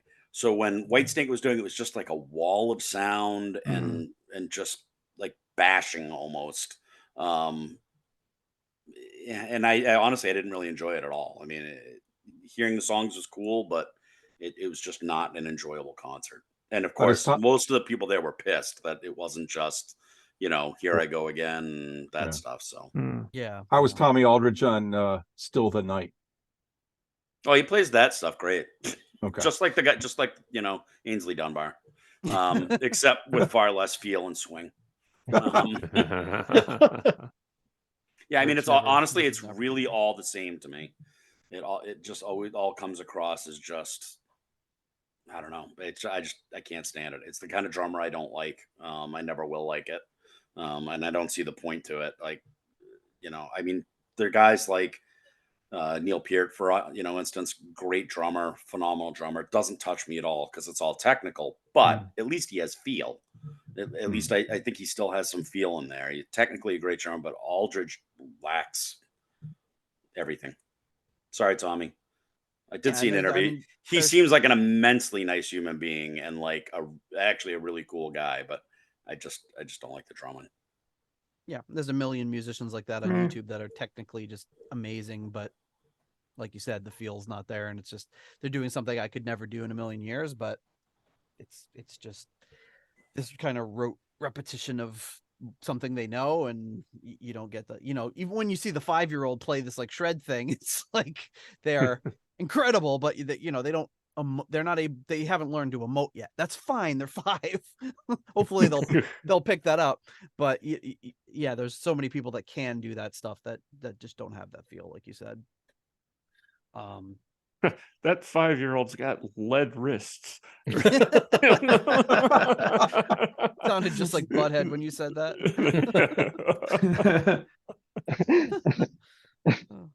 All right, so I guess we should if there's anything left about Glenn, maybe we should take a break and thank some patrons and then come back to the second part of the show. What do you guys think? Yeah. I was just disappointed we didn't hear Rock the Boat. Then I realized, that's the Hughes Corporation. It's a totally different group altogether. Yeah, this is really because I was waiting for YMCA. Yes, this is Glenn Hughes LLP. This is not a corporation. I would just like to say how happy I was that I scored Glenn's set list. Oh, that's right. Yes. Yeah. Well, that's I was pretty able to cool. score the set list for the show, and Glenn specifically. That he stepped on it. I'll never watch it. And a bonus guitar pick to go with it, which was very nice. Was that Soren Anderson's guitar pick or? No, it was Glenn's. Oh, it was nice. Glenn's. Oh, there you go. There's Rich showing off. Yeah, got that. Mark in the background. Who's that in the background? Yeah, that's some creeper. Yeah, nice, man. Yeah. My friend the Roback. Yeah, Rich, you and I, we scored a Glenn Hughes pick, so that was also like a highlight of my night. yours. You got yours in the wild though. You caught yours in the air. Yeah, and as we will talk about, that was much a rarer occurrence than the next act. Through that. So I got my Soren Anderson pick here that I was able to score. No Glenn Hughes pick, and sadly no Yngwie pick, which against the all odds. I know. What are they? One. That's 1,000,000 to 1 that we didn't all get one. Yeah, exactly. Well, not really, and we'll talk about that too. His throwing style or skill, kicking style. But, all right. So let's take a break. We'll thank some of our wonderful patrons as we move into the next segment here. But thanks to our core level patrons coming in at the $7.77 Keep It Warm Rat tier. We have Michael Vader. At the $6.99 new nice price tier, we have Spike the Rock Cat and Sugar Tea. At the episode $6.66 tier, we have Steve Coldwell and getting support from the patron Arthur Smith. We've got Anton Glaving and Charles Meadows. At the $6.65 almost evil tier, we have Kenny Wymore, Michael Bagford, and new patron Richie Sucksmith. At the nice price tier, we have Robert Smith, Peter from Illinois, and Carl Hellberg. And at the 60 kroner Scandinavian Nights tier, we have Newt Morton Johansson. It's a great life. It's a weekend. At the $5.55 What's Going On Here tier, we have Richard Fusey. And at the $5 Money Lender tier, we have John Convery, German Heindel, Adrian Hernandez, Jesper Elman, Alexei the Perfect Stranger Slepikoff, Kev Roberts, Percival Frequency, Scott Cerns, Cynthia Doobie, Raf Calf, and Coyote Bongwater. Thank you so much to all of you for your generous support of the Deep Purple podcast. Okay, so then we had a brief break. We got to go in between sets and actually meet Steve Coldwell for the first time in person. Yay! Yay! And I will add that the security at the Palladium is a little different if you arrive after the show starts. Whereas John had to relinquish his Sharpies. By the time I arrived, security consisted of 2 teenage girls who didn't even give me the dignity of pretending they needed to see my ID. So. All right. Well. Yeah, I showed my ID to the guy before the show, and he was just kind of like, "What's the yeah, here's your wristband." I thought they were requiring them, but it was clearly he did not need to see it. Yeah. So during a halftime, we met some old friends of ours from Kingston, Rhode Island. So that was Mr. Joe Stump and the other guy. The guys from Stormbringer, the guitar player and the vocalist. Which I can't remember his name, but yeah, oh man, I wish does anybody Rich, do you know his name or no, I do not. No. Okay. Well, either way, he was really, really nice. Both of them were, but we were talking to the vocalist first, and he was just like, every time we're like, "Oh, we went to see you guys and you were great." And he's like, "Oh, thanks so much." And he was like shaking my hand and seemed really grateful. And I met Joe Stump and talked to him for a little bit. Really, really nice and generous with his time as well. And actually was telling me that he's also part of a Rainbow tribute band, and I was like, I didn't know that. And so immediately when he told me the name of it, I just like punched it into my phone like while I was talking to him, because I didn't want to forget, because they play around the Rhode Island area too. So and that's Black Knight's Castle. So that's pretty cool. His name is Ron Finn. Oh, there we go. Ron Finn. That's it. Yeah. We're both and their keyboard player that looks like James Taylor. He's a great guy. So Rich Rubino. Yes, Rich is a great guy, great player too. So I'm Facebook friends with the drummer in the band, and I had texted him earlier in the night and said, "Hey, you guys coming to the show, the Glenn Hughes show, or is Joe coming?" Because I know he's a big Yngwie fan. And he wrote back, he's like, he didn't mention anything, so I don't know. He's like, "I won't be there though." And so about 2 minutes later, I ran into Joe and I took a picture with him and I sent it to him. I go, "Well, that answers that question." Then we ran into the singer and I took a picture and sent it to him. I go, "Hey, I'm going for the complete set. Where are you?" And was it Pete that said to the singer that the keyboardist looked like James Taylor, and he was in hysterics. It certainly wasn't me. Yeah, he got a huge kick out of that. I was surprised. I'm like, "Oh crap, I can't believe he said that." And he's like, "Of course, Pete just brings that up." That's how you break the ice. Short and stubby. Yeah. And he went, so then, well, I mean, he probably went running back and was like, "Hey, Mark Twain said you look just like." Well, I mean, you're also talking about Pete, who wears like another version of the shirt I wore back in February. That's right. To the show, possibly to bust my chops. Hey, John, how does this look? He's wearing it tonight. I was going to say, the one he's got on right now. Yeah. Look at that. He hasn't taken it off since the show. Yeah. Because it got hit. It's a tattoo. Well, it got hit by Yngwie's. He's been wearing it to work every day. It got hit by one of Yngwie's picks, so he'll never wash it again. But there's a lot of things that aren't going to get washed again. Yeah, that's right. I do have my earplugs from the show. They were in the pocket, so I should throw those away. Between sets was fun though, because we got to mill around and talk to everybody. And I met Steve for the second time. Only this time I knew about it. That's right. I wasn't just stalking you from the next table. Yeah, did we talk about that on the show before? That Yeah, I think so. yeah, like, Maybe. Did we? yeah, Yeah. Steve was at before our Kiss show. Was 'Cause you sitting had at the told table me. right next to you.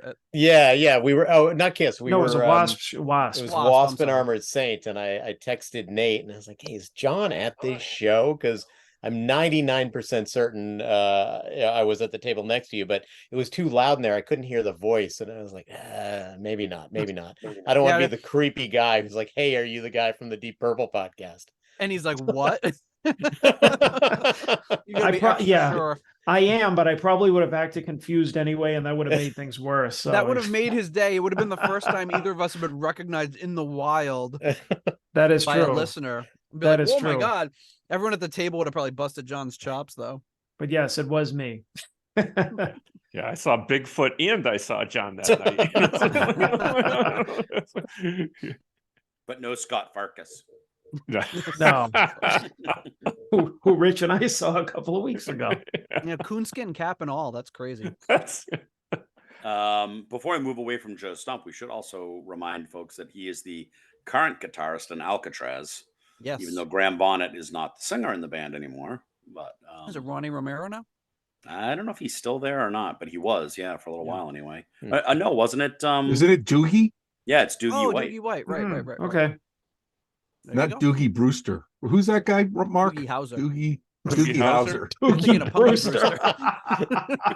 It's like a mashup show. Soleil Moonfry, the singer. in Alcatraz. Doogie Webster. I like that better. Yeah, Punky Hauser. Is it?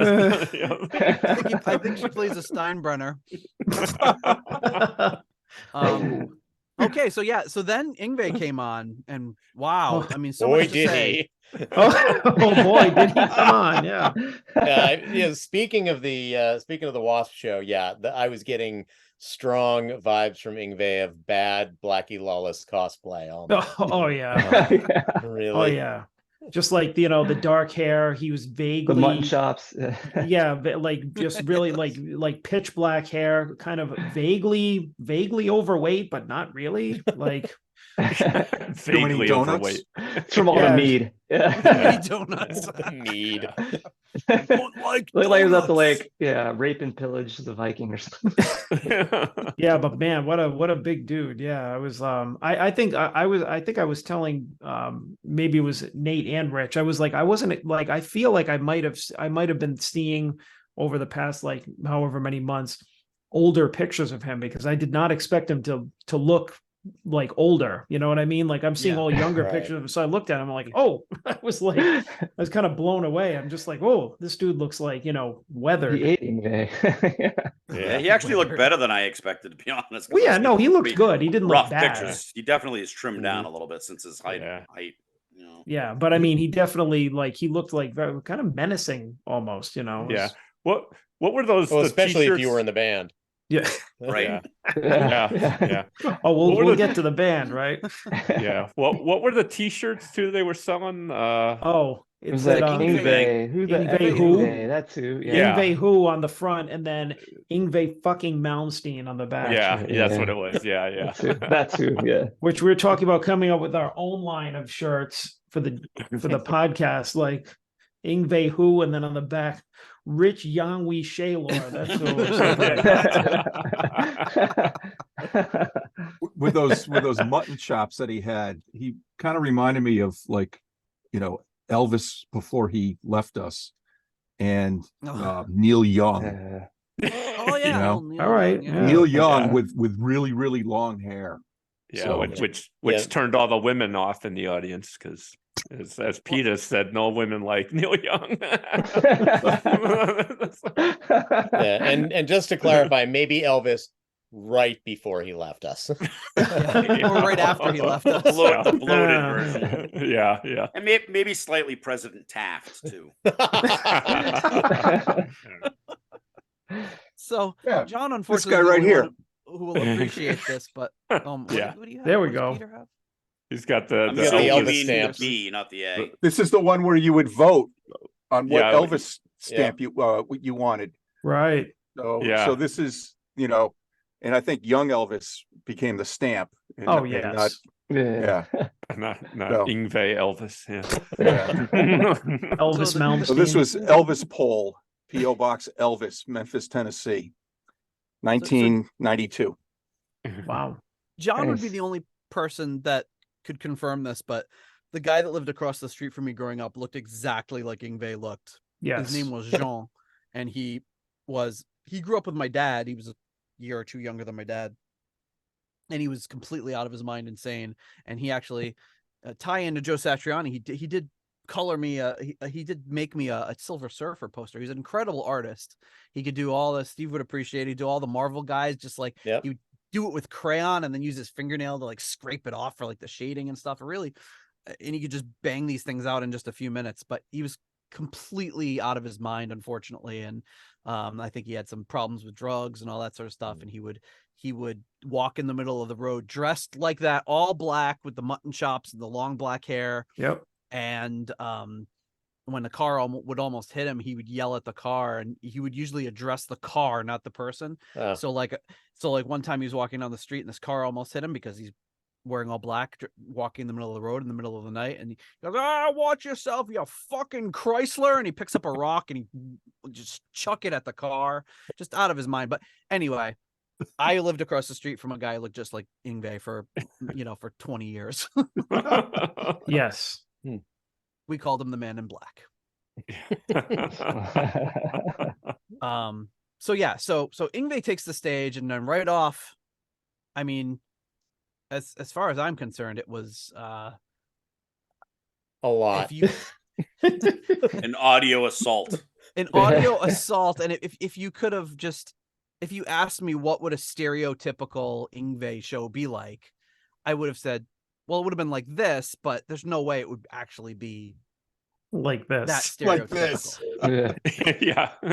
Well, I it mean, was also a guitar pick assault also. well, Yes. Yeah. well, first of all, On and off stage. oh my Yeah. goodness. Yeah. I have to admit, I was probably laughing for like the first 5 minutes. I couldn't stop laughing because I was like, is this real life right now? Well, I mean, I was like, I had like, like I had talked about before, like maybe 4-ish years ago, I saw him out when I was in LA. One of my friends that lives out here now said, "Oh, you want to go see like Yngwie in this club?" And I was like, "Yeah, why not?"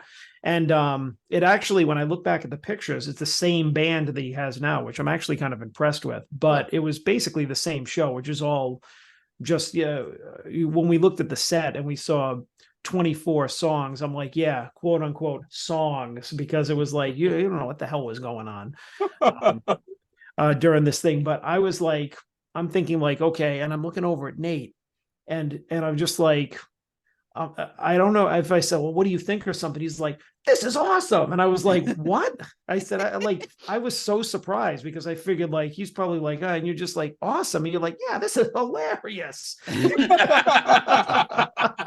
It's like, which I think coined the other phrase for the evening. I said, that was a great show for all the wrong reasons. Yeah, I loved it. Anyone who asks me, I said, John summed it up when he said, Yngwie was entertaining for all the wrong reasons.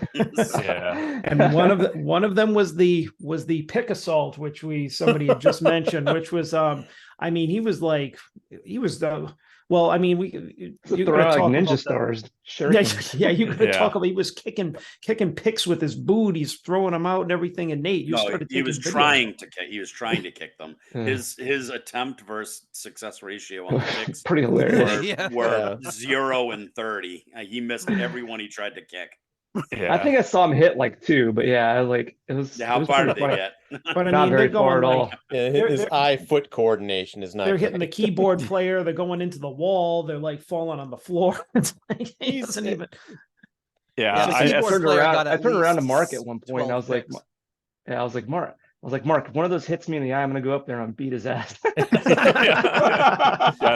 There was no danger of that though. Yeah. Like I think 10% of the picks actually made it into the audience, and they didn't, not into anyone's hands. They were just falling on the floor. Well, you know what it made me think of, which I told Nate, and I finally found out what it was it reminded me of this like early Simpsons episode where they're at the ballpark and this guy's like, hey, peanuts, get your peanuts here. And the guy's throwing them, and it's like 5 seconds. And it's like one hits a guy in the head, one lands on the pitcher's mound, one goes out into the parking lot and bounces off the hood of a car. It's like, that's what it was like with them throwing the picks.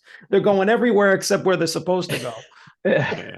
So he would play a solo for about 20, 30 seconds and then just flick the pick. Sometimes it was like really impressive because you didn't even see him do it. You just realized he didn't have a pick anymore. And then he would go over to his microphone stand that had the little, pick holder that holds maybe a dozen picks. He'd grab a new one and he'd play for another 20, 30 seconds. And as soon as he stopped playing 128 notes and held a note, he would flick the pick, grab another pick. And I don't know if it's, like in a, a Formula One race or whatever, like they're changing the tires every 15 minutes because of the amount of wear and tear. I don't know if it's that kind of thing. Like he's putting so much stress on these picks in 30 seconds, probably more than I put on the pick I've been using for 3 years, you know? So he's putting so much stress. He needs to just discard it and get a fresh one. You know who's in the pick boy? Yeah, the pick boy is probably is in the best shape of anyone in that band. Yeah. Because he came out, we were there for an hour, before we split, and he must have come out a dozen times. Yeah, easily. And why He not was just sweating, man. why not just have like a bigger pick holder? Instead of making the guy come like out. a giant punch bowl. Yeah, just like get the Halloween candy ball out. A punch bowl, like an escalator holding a punch bowl. Yeah. Well, not like a machine gun and swing them into the audience. Yeah, or a machine gun belt feed. That's just that's right for the guitar or something. This guy came out like a ball boy at a tennis match. He'd ducking down and running over, putting the thing on, and then running away. Well, I do have a video of the guy replacing them if you guys want to watch it real. It's a 30-second video. Yeah. Oh yeah, without a doubt. So here we go. Here's an Pick example of the pick reload, and this is on YouTube. I'll have a link to it. You could do it, pick boy. Ingve needs a pick bandolero. He's like, he will beat me later. I don't. There he is throwing a pick, and here he comes. That guy was so stressed. Look at him. Wait, if you pause right before he gets there, you can see him glance at Ingve, and it's just he always had the look like he was about to get in trouble. Sorry, man. Sorry. That's terror. He's like he knew he was late. Yeah, exactly. Pick boy is the true speed king. He is. That's true. The funny thing is that he threw a lot of those picks at like his own band members, and I'm like wondering, like, man, is it like an indication? Like, you're getting $10 off because you fucked up. It's like the James Brown thing. James Brown, yeah. Every pick that gets flung at you, you get docked $10. I actually didn't even realize he had other people in the band. Because I didn't hear any. I couldn't hear anything other than him. No backup keyboard player didn't have to play. I mean, Steven Seagal, exactly. He was just singing right there on that clip. Not to mention doing some impressive spins. So. He did a lot of that, and then he spin around and hit the So we had who did we have in his band? We had Steven Seagal on keyboards. Stubby Steven Seagal. We had David Larry Fine on bass. Oh yeah. Larry. Why? No, wait a minute. What was it? Hey, leave him alone. Well, the best thing is when I told you it was Larry Fine, and you've been sent in the group text a picture of Larry Fine playing the violin, and right then Ingve was doing something on the guitar. All right, and the drummer wasn't drumming, and he had his sticks, and he was pretending to play the violin. Well, that was good timing. Larry Fine played the violin in real life, didn't he? Yes. Yeah. But it was a lot like it was. And then of course the Three Stooges things just kept flowing. It was why I oughta, you oughta what? Be more careful. Yeah, because there was. Why I oughta throw a pick at you. Because there was a part where Ingve made Larry adjust his microphone and stuff, well, and he had his pedals or something, and he just basically just waved over to the bass player, who had to stop what he was doing and come over and fiddle with Yngwie's like the distortion pedal, and like I don't know Yeah. what was His I don't know what the looping problem station was. is, And is it wasn't like delay. Yngwie was like playing any notes or anything to Right. see like, oh, this is where I want it. It was just like, no, just like fiddle that whatever. Yeah, I you don't know. That happened right after the bass player talked to the audience. I think he might have been being punished. Might have Oh, been. really? Might have been. Yeah. I thought that, or maybe like some guitar picks got stuck in some of the pedals or something. He's just clearing them out. I wonder how that happened. Yeah. I can't stomp on my distortion pedal because there's 6 picks wedged under it. But John, true Yeah. to what you said about the show that you saw in LA, Yngwie, we were on the side of Yngwie, so stage left, okay? And the rest of the, the drummer was way in the back, and Yeah. the bass player, Larry Fine was told to stay in his place while Steven Yeah. Seagal was over in the corner too. Yeah. Yeah, and Yngwie had like 90% of the stage to himself. So, and this was a bigger venue than what I saw him in before. So I mean, like I think it was funnier before because those guys were like just like crowded onto one side of the stage. And I was like, yeah, that's It was crazy. still pretty crowded, I think. Oh yeah, I think Oh, so. yeah. But I mean, and it was It's a big like stage. and I mean, let's say too about the the set list, as it were. Like, I couldn't tell one song from the next, and I mean, I'm a casual, very casual Yngwie fan, but I feel like you have to be like maybe a Joe Stump level Yngwie fan to even know what the hell was going on, Yeah. because all I heard was. That's it. Yeah. And it's funny, Yeah. you were making those noises and Zoom cut you off because it was like, oh, that must be external noise that they don't want. Actually, it was triggering my PTSD. So I'm glad it. Yeah. I But mean, it's like I couldn't tell any. So I really, the only song that I knew was there was one song from his first solo album. I kind of caught some of it, and then "Smoke on the Water." Those are the only two things. And the Star Spangled Banner. Oh, Yeah. that's right. Yeah, Rich Oh, was when Slowly, started Rich playing that. turns. Yeah. I looked over at Rich when he started playing that, and he did not look pleased. No.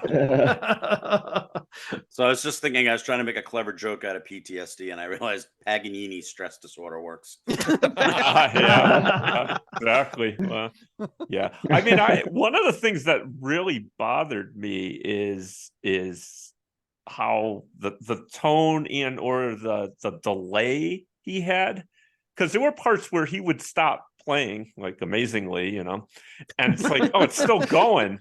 It's still going. And then his vocals like also had this like ridiculous delay. So it's like you're watching his fingers and it's like, yeah, this guy is like, incredible, the amount of notes he can play and everything. He's just unbelievable, right?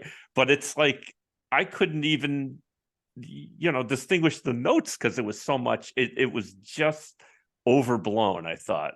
I was dying for him to play something like a little slower. So it's like, oh yeah, let's be able to hear and see some of this skill. Yeah.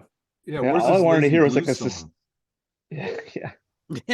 And I mean, compare him to Glenn Hughes. It's just no connection with the audience. None. Right. I agree. Right. Yeah. I Yeah. felt like as the many bassist picks was as he trying to threw do out, it that, was- and like he got spanked for it, right? Yep. Yeah. Yeah. Don't talk to them. Yeah. Well, I don't know those dudes in the front row, like right at the barricades or whatever. Like for the Yngwie show, there was like a row of people that were standing up, like at the barricades, that they were into it.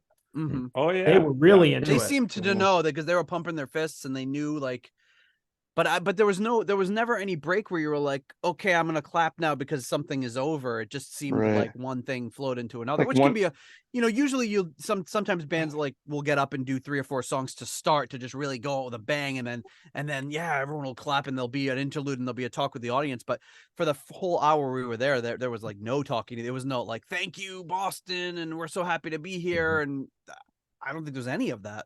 Even when he spoke into the he did talk to the audience a little bit. He was still on reverb or echo or Oh, whatever it's yeah. called. Yeah. So I got this comment. I posted just a video, Yngwie Malmsteen shredding, It's already got like more more views than any of our episodes. It's only been up there for so this guy wrote in it. But it's all Ingve checking it.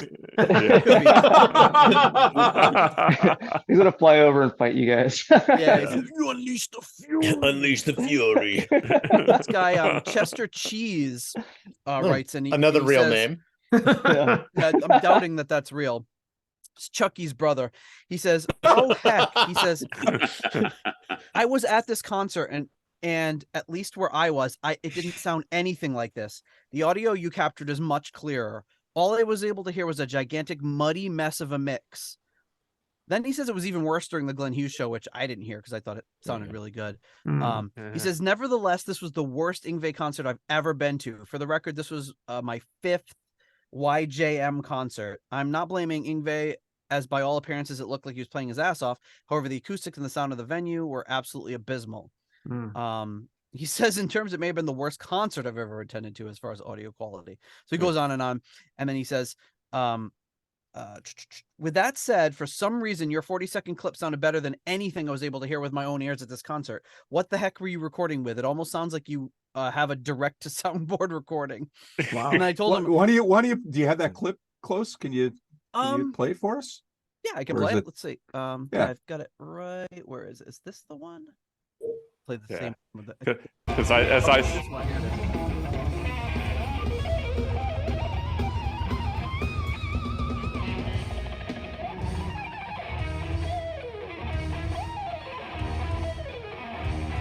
No, this isn't. I'm sorry, this isn't the one. This is the one. Yeah. There's Sounds Steven much different. Seagal and Larry Fine. Larry.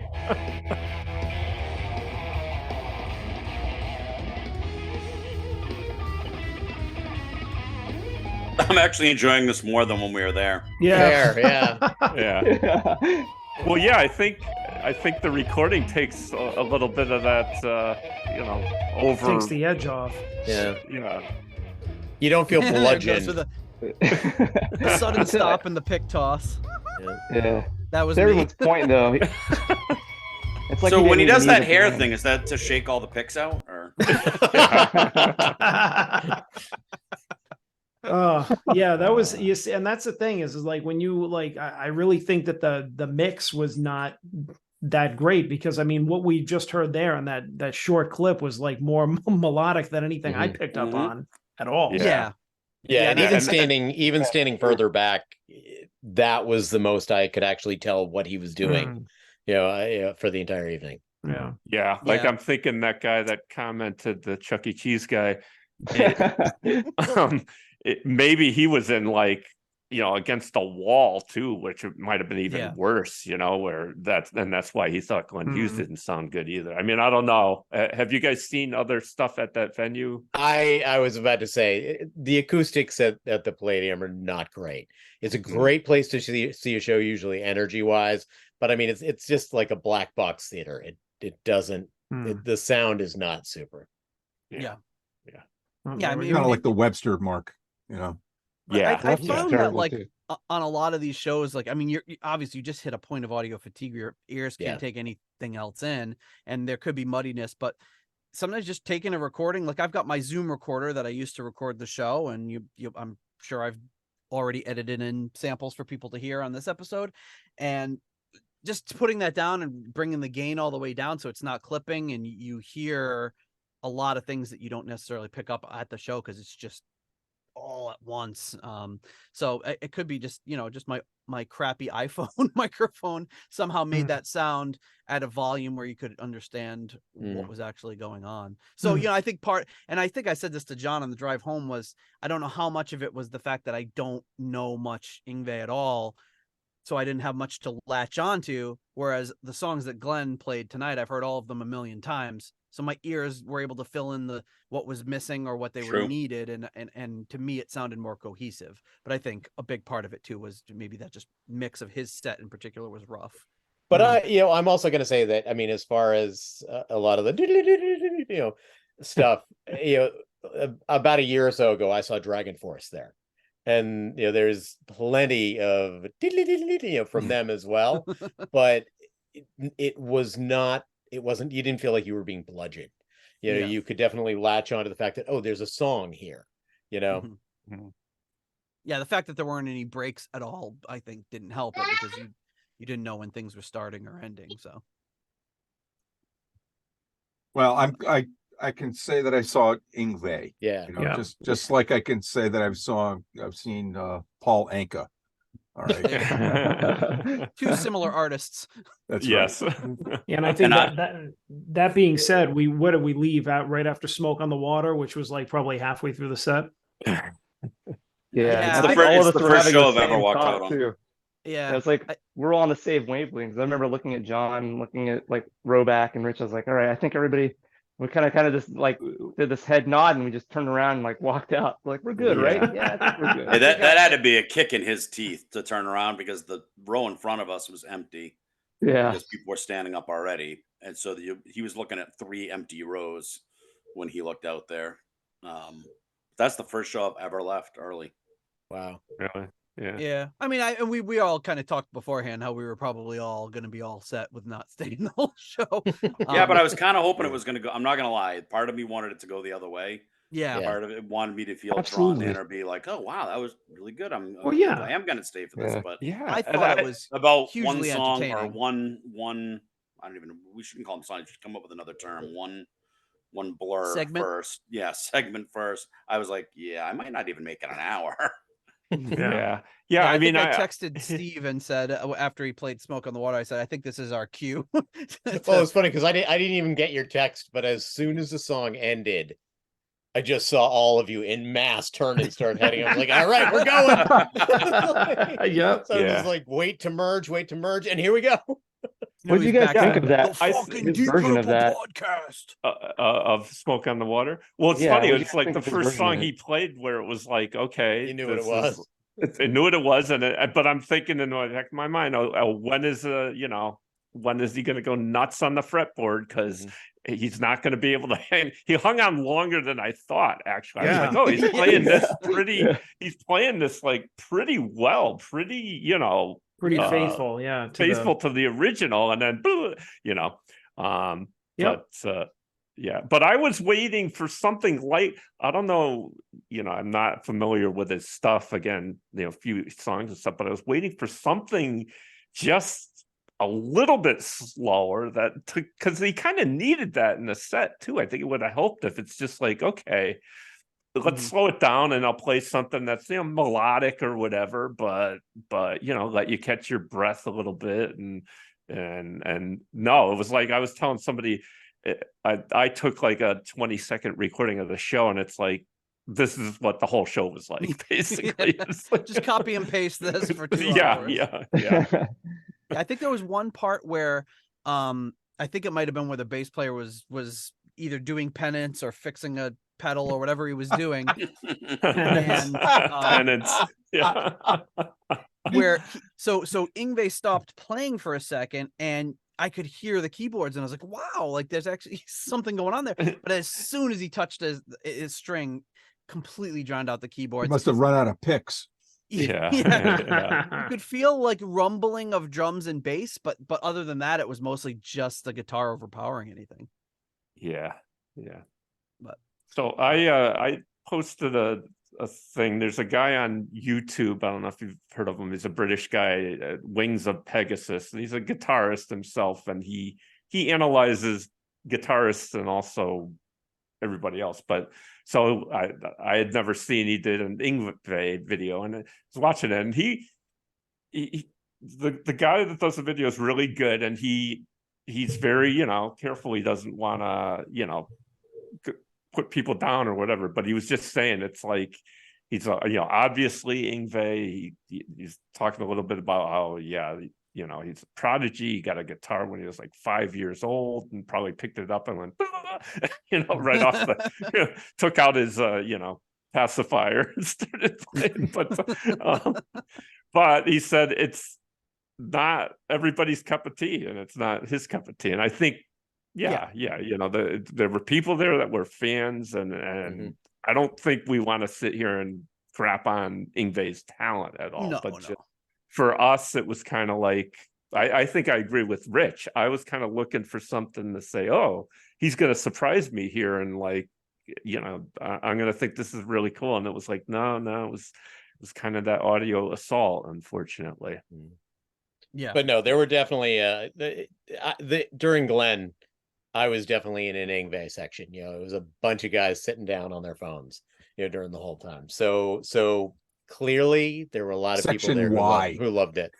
Section Y. Why? Yeah. Well, when we were waiting in line to get into the venue, there was these younger guys in front of us, and they turned around and they said, they were like, "Oh, was Glenn Hughes a founding member of Deep Purple?" So they didn't know anything. They were obviously there seeing bass. So yeah, but they seemed, they seemed pretty psyched still, to see somebody, but it was in Deep Purple. But yeah. So, it's your cup of tea or it isn't. It's not that he's like a real bad fit, I think, necessarily with Glenn Hughes, but it's just, you could see where you could have two different sides of the spectrum musically. Yeah, I mean they go together. I mean, they make sense together as a package, because they're both in the Deep Purple family, but they're two completely different styles of music. And I mean, it's completely possible to be into both, because I mean, I do like that style of guitar playing, just not him doing it. He's too wild for me. I need that and a little more like kind of like constrained. So I mean, yeah. Would Glenn say that he's damn funky? It doesn't seem particularly funky to me. No. Actually, there's usually maybe chords and funk. Yeah. Nate, maybe you could actually do this. Take some of the clips you had and slow them down. I was wondering what it sounds like if it's slowed down, and is it like awesome? Yeah. That's a good point. Yeah, let's slow it down to half speed. Or speed. Yeah. So Mark, you say it's your cup of tea or it isn't, and it certainly is not my cup of tea. It's almost as if somebody was sitting next to me on the plane and threw their tea all over me. Good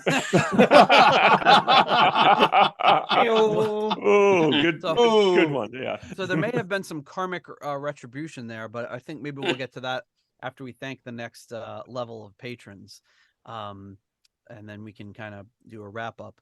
But so coming in at for our core level patrons, there's a foundation level. I always forget foundation level patrons at the $3.50 Deep Purple New York tier. We have Lord Longford. At the $3 aromatic feed tier, we have Simon Ford, and our newest patron, Richard Brees. At the $3.33 halfway to evil tier, we have Stephen Sharp and Duncan Leask. And at the $3 Nobody's Perfect tier, we have Peter Gardeau. Ian DeRosier, Mark Roback.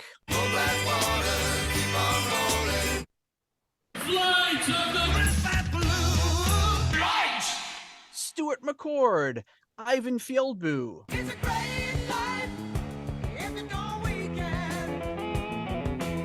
Runar Simonson.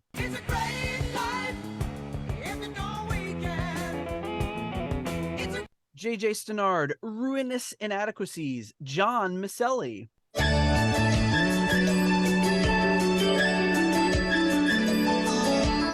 Yeah, they get mad in Connecticut. Ivan Fieldboo. Oh no, sorry, I already did him. Michael Boyette and Corey Morissette. At the $1.71 I Want My Own tier, we have Rich, Yangui, Shaylor. At the 10 kroner tier, Karsten Lau. At the $1 made up name tier, we have the Beatly Boo Leaky Mausoleum. Stephen Somerville, the Concerto 1999 fanatic. Hank the Tank, Private Eyes, Ashen Lionel. Blackmore tights. Steve Down to Earth Kohler. Zwapper the Electric Alchemist. Anders Engstrom, and Ashley Still I Hear Burn Rose. Thank you so much to all of you for your generous support of the Deep Purple podcast.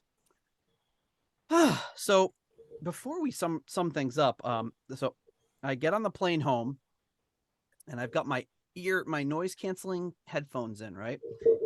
And the woman beside me has like one of those water bottles where you push the button and it like pops open and whatever. So we take off, we're in the air for a while. I don't know what I missed, but all of a sudden there's just this explosion. And I look over and she's drenched in water. So I think what must have happened was like the pressure must have built up in her water bottle and she hit the button and then it shot all over her face and it went up into the air and hit the woman behind her and she was all wet. And I when I tell you, I didn't get a single drop of water on me, nothing. Wow. And she was sitting right. It was only a two person row, and I was like, and I even took my earbuds off, and I was like, "Was that you?" And she said, "Yeah." She's dripping with water. So I went into my bag. I had a bunch of like extra napkins from I think when I got dinner on the flight over. So I gave her like all my napkins, and she's drying herself off. I was like, well, I feel like at least the focus has been taken away from me making a fool of me. She was clearly embarrassed, so I tried to make her feel a little bit better. But yeah, so it would have been probably better if I got soaked to kind of pay me back. But yeah, I think I'm pretty sure that's how karma works, buddy. Yeah. But I feel like someone else got the got to experience what it was like. So I felt very bad for her, and clearly she was very embarrassed. But so apparently anybody in Nate's presence on a plane gets drenched with some kind of liquid. Yeah, I'm gonna bring a poncho next time. Who knows what's gonna happen. So next time is to see Glenn again. Maybe. Are we allowed to talk about it? Yeah, I heard he might be coming back in February. Well, it's funny. Ashley, our new patron Ashley Rose, messaged me on Instagram and was like, "Hey, maybe I'll see you again in February." Or because she was at the show, but she didn't. I guess unfortunately we didn't meet up. I was like, "Oh, it's too bad you didn't come see us." I think she was in one of the balcony sections. So that balcony section reminded Roback and myself of the Muppet Show. Joe Stump hanging out with those guys. Yeah. What were their names? Waldorf and Statler and Waldorf. Yeah. But yeah, she said, "Well, I guess I'll see you in February." I was like, "Yeah, I guess so. I guess that cat's out of the bag." So we'll see what happens in February. So you said she was at that show?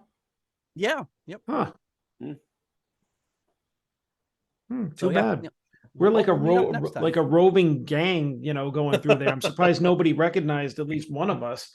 Yeah.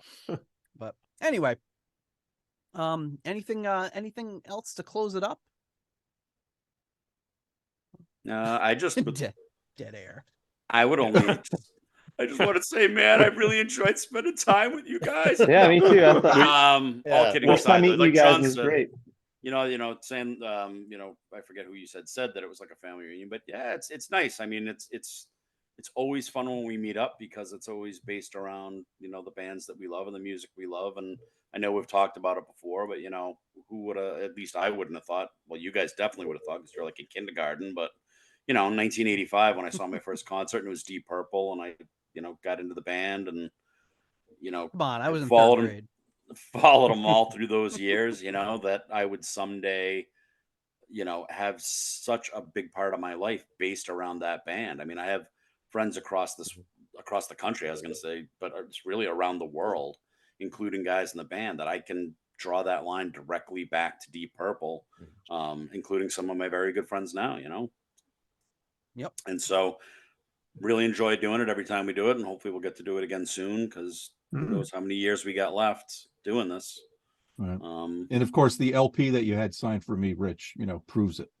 Well, that exactly. See, that proves the friendship. That sealed our friendship. The only other, so I know I told you guys the story. We'll do it for the podcast, but the only other time that happened, I did it on purpose. A friend of mine was meeting Victor Wooten and Future Man, And she said, do you want me to get you an autograph? And I said, no, but can you do me a favor? My brother and my best friend in the world are both bass players and they love them. Can you get them autographs? She's like, sure. I said, but have them sign it to Rich's brother, Chris, and to Rich's best friend, Kevin. So she did do that for me. So they each have one of those autographs. I'd be happy with any Victor autograph. But yeah, Yeah, my buddy Paul I might have said this on the show. My buddy Paul took his pick guard off of his bass when we went to go see Bella Fleck and had Victor Wooten sign it. But being that Paul marches to the beat of a different drummer, he put it back on his bass and just used his bass like normal, played shows with, and eventually it just completely wore off. I'm like, you're supposed to put that on the wall and get a new pick guard for $10. Or put a piece of tape over it. Or something, but yeah, we'll lacquer it or something. But the only thing we didn't mention is when we went to that Irish pub after the show, and somebody said that somebody had put it on the jukebox, but Getting Tighter was playing when we walked in. Was that you, Steve?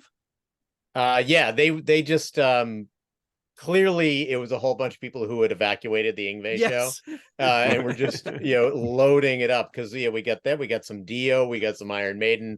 Yeah, there was some excellent music being played over there. So yeah, and the first thing we did, we walked in and some guy was like, "Oh, you at the show? Oh man, I couldn't take any more Ingve. I had to come over here." There's a lot of commiseration, including Glenn Hughes's crew. They were all over there as well.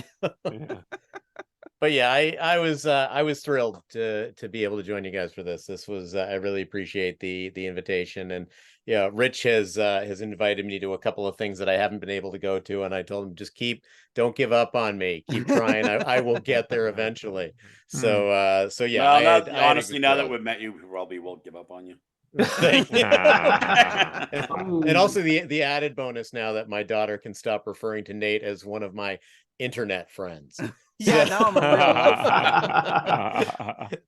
real life. There should be a Nate is my podcast pen of pal. the daughters of the listeners of our podcast that can start their own podcast. Been tortured to listen to our show.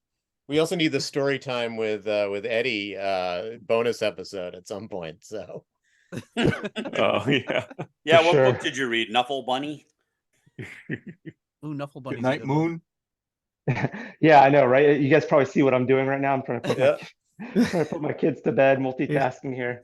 Why didn't I think of that? This happens to me every week. Like I'm like, oh, I gotta wrap up the episode. My wife had to go to her mom's place show right now, so I'm like in and out. I apologize. I've been listening in, but I've just been having to take it off video and. No, it's all good. So. No, that's okay. Yeah, I get it. Believe me. Yeah. It's funny, when we started the show, I had a baby monitor up on the shelf right to my right here, and I just don't have that anymore because I'll just come downstairs and bother me. Well, but I mean, this is I would say echo what everybody else is saying. It's always a great time to get together, and Gardeau was the one that kept saying it. This is like this feels like a family reunion with a big smile on his face, and I'd say two of my favorite bands are Kiss and Deep Purple, and in both I've tried to get in hang out in both communities, and it's just like Deep Purple one I found a lot more just friendship and similar to what Rich said. I have a lot more fun because it's just very I don't want to say anything about the Kiss one, but it doesn't, unfortunately, doesn't give me the same, level of friendship and camaraderie as we do in the Deep Purple fan community. So this is where I really enjoy being, and, glad that we get to do all this stuff together. And that's what really makes it enjoyable. Is like, the show, but like the hang before and afterwards. I know Rich always says it's all about the hang. So without a doubt. Yeah. As Eddie texted us, he says, because he went to Arizona and came back, and with his two kids, he says, I haven't smiled so much and laughed in a long time. So it's great. So there you go, Eddie. You got to hang out with the old guys more. Yeah, oh, dude, most definitely. Looking forward to the next time we see a show together for sure. Oh yeah. Yeah. You know, new guy buys, right? Yeah. Yeah. And I'll just echo the same thing. And I think one of your early Christmas episodes, you had people send in videos or write something. And I said one of the things I liked about the podcast was, you guys like us all, you love the great music, but also there's that edge of like you're not afraid to make fun of stuff where it's funny. And there's just, you go see these concerts and you're entertained with the music and all the funny stuff, the comments, everything, missed picks and what guys that look like one of the Three Stooges. It's just I find that our sense of humor is just melds so great. So that's what makes it a lot of fun.